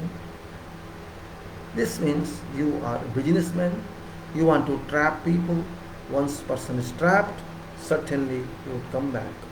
Same thing is in government. If contractor is trapped, you will play with contractor. Right? You want to trap everybody. So this is a circus or what? Means where is engineering? Where is engineering? Only on papers, Bachelor of Engineering or B.Tech or M.Tech or PhD after that. Where is work? Purpose of engineering is delivery, not B.Tech or M.Tech for us. Engineer means deliver quality product. Where is that? That is absent, and it's a responsibility of society, it's a responsibility of government, and I am holding responsible whole system, including all institutions, courts, parliament, government, institutions, educational, professional, even our institution of engineers, India is responsible for this because they did not do anything in this regard. This was their duty, read charter. But who bothers? Nobody bothers. I am blaming my institution for this. They remain busy on the other activities, which is the most important activity, they never care. This happens. And this become habit in engineering. Don't worry about this. Let it move, let it go as it goes, as far as may go. What to do? Engineers call themselves builders of a nation. Engineers call them future maker of a nation, agents of change, responsible change agents they call themselves. This is change. You call this change. Society is innocent. You can't blame common people. They do not know what is engineering. This is service they want from you. They very rarely access to an engineer in whole life. Maybe one person in whole life. But to doctor they access. Everybody goes maybe once a month. To a lawyer they may have many opportunities to go. To a chartered accountant they have many opportunities to go. But to engineer they go once a while. Because they go to architect, and architect sucks their blood and enjoy. And you are nowhere. So who will value you? Don't blame law and that. Blame yourself. Engineers should blame themselves. Why you blame someone else? And it's your fault. I am really surprised, and that is the only reason I am delivering these talks. There is no other objective than that. I want people to know something about engineering. Yes, I am not speaking in their language. It's difficult to explain in my language even because so many terms are there. I cannot explain, or I explain very rude way which won't, which won't look like as some engineering talking to you. Some people also misread me. They decide I'm idiot, I'm old, I am satyagya. People are there, many supporters, because I'm also writing about system, how it's working, about politics, how it's working, because ultimately everything is related to our world of engineering. Engineering is 70% budget, so everything is involved. And our engineers remain off always. What I have to do? I don't have power. Yes, excuse is I don't have power. Engineers don't have power. Are you using your power? My question is that. Power that you have got because you are an engineer. Quality power is yours or no? Safety power is yours or no? Are you doing that? You can say, okay, I don't have budget power, I don't have sanction power, but extracting quality is your power or no? Are you doing that? Is Prime Minister coming to say don't take quality? Is Minister coming to say don't take quality? Why quality is not coming up? Even you are supervising or you are doing yourself. Why quality is absent? Why safety is absent? How can you say it's not my responsibility? Both are your responsibility. Okay, there is a pressure that you have to hand over this job on this date, but this doesn't mean you forget quality. It's your planning date, you plan that way. You plan. In one day you cannot say building can be done. It takes time. So you are a scheduler, or there is a scheduler for you. You discuss with him why you show short time. What I am saying is you cannot pass blame to others that we have no controls. Quality is your control and safety is your control, and you cannot run away from this fact. If you stick to quality, can somebody stop you while you are working quality? Tell me who can stop you. There is no one in this world who can stop you if you abide by quality. No one can stop you if you test correctly. Don't do paperwork, test is fail and you say it is passed. Your laboratory technician may sign it is passed. So this is your problem. Why do you blame others? No politician can say don't do this if you do that. Yes, you have to stand. You have to be rigid, you have to resist. You want, I know you want. Because there is maybe you are involved somewhere, that's why you don't do that. This pinches everybody when I say that. Because that's a fact of life. So why I am talking this? Because of these reasons. If you speak truth, people don't come to you. And if you lie, if you mislead them, they shall be with you. Really. I was surprised when I had one friend architect. He used to talk to me about this long back, and I dispute with him later on. I disputed with him because of some reason. He always used to talk architects like this means. He used to himself, means he's like, these are useless people. They do not know anything. They are like, hawkers. In his language, just like a basket here, or what do you call it? Some fruit, a person who sells fruit or vegetables keeping on head or something. आलू ले लो, गाजर ले लो. He used to say, नक्शे बनवा लो, मक पास करा लो, ये करो. Like in his language, he used to tease himself or his community. And whenever he was trapped structurally, he visited me always. Did not pay anything, no problem, but whenever he was trapped, he used to come to me. And I had always disputed, why you come now?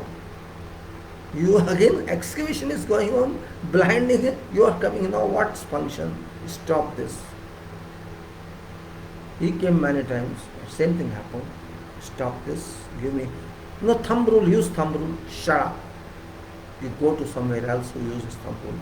I will calculate. In those days there was no computers. And working stress method, I used the same calculation by hand and everything. Used to time in this, no computers time that way.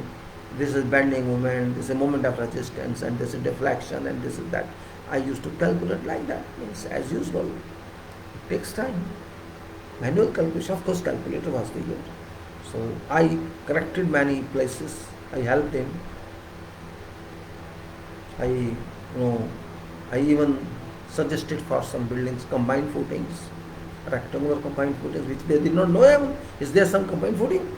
I said, what is this? Combined footing. He showed to many of his colleagues later on. See, I have done this. Somebody came. Oh, this who? He must be expert. No, he is MIE. Oh, that's why he knows.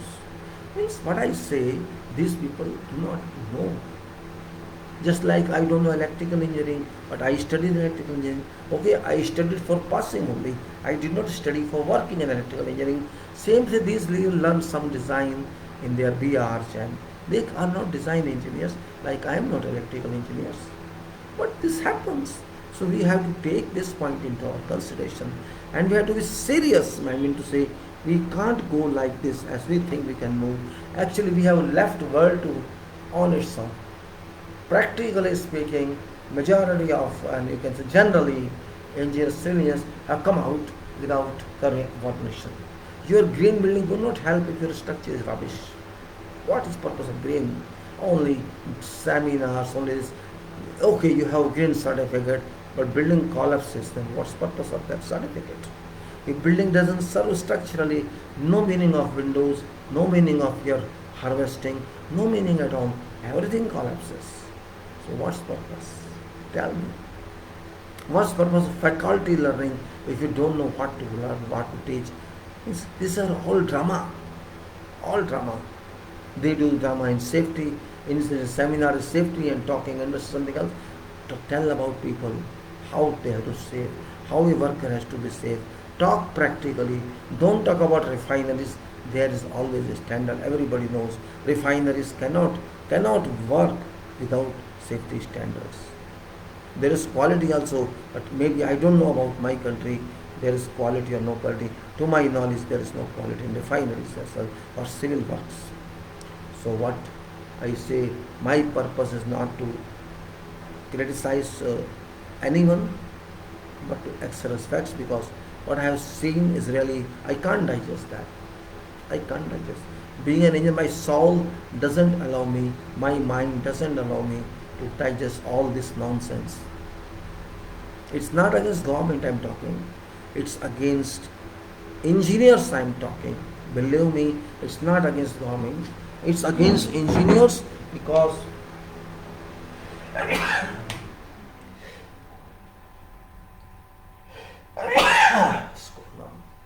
Sorry, I am not talking against somebody, but against engineers I have every right to talk, and I'm talking in public also because they won't listen otherwise.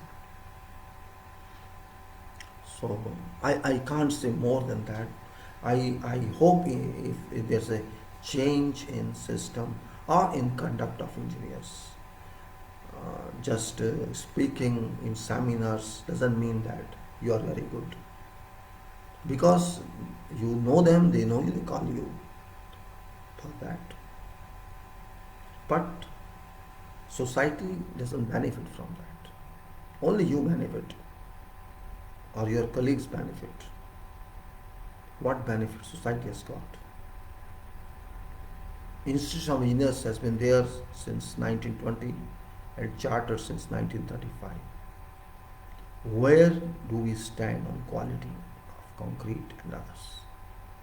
If you could not do that in this period, which is now 100 years, how many 100 years you want? Why only we have bad quality, and why not Gulf countries? Why not Iraq? And why not others? Why we don't care for that? That is a question mark. I cannot answer this. Only community can answer this. What they have done for this. I see many journals, many papers, no use. These papers are not read by common public. What's use of those papers? Only for your CV or for your promotion? If public does not know what should be done, there is no meaning of this research. There is no meaning at all. Technology, just like mobile has reached everybody, computers reach everybody, your quality information must reach everybody so that consumer can question a promoter. Tell me what you have done in this. I'm going to give you 30 lakhs, 40 lakhs. Tell me what you have checked. What is value to quality standards? Show me records. I want to see. Until that time, you cannot say this awareness public must have. After all, it's their money. It's not for profit of honor or promoter. It's for return of goods. I am talking on behalf of that consumer, not on behalf of government, not on behalf of promoter, and not on behalf of engineers. I can also be a consumer. I should ask what you have done, show me. I don't want to show beautiful plans and perspectives. Show me quality about concrete. Because if concrete is rubbish, everything is rubbish. This point you have to understand. Concrete is very important. If it is rubbish, means rubbish means rubbish means rubbish. You may spend so much money in finishes. You may spend so much money in everything else. It is all rubbish. No use. That's what I say. And with this, I thank you very much.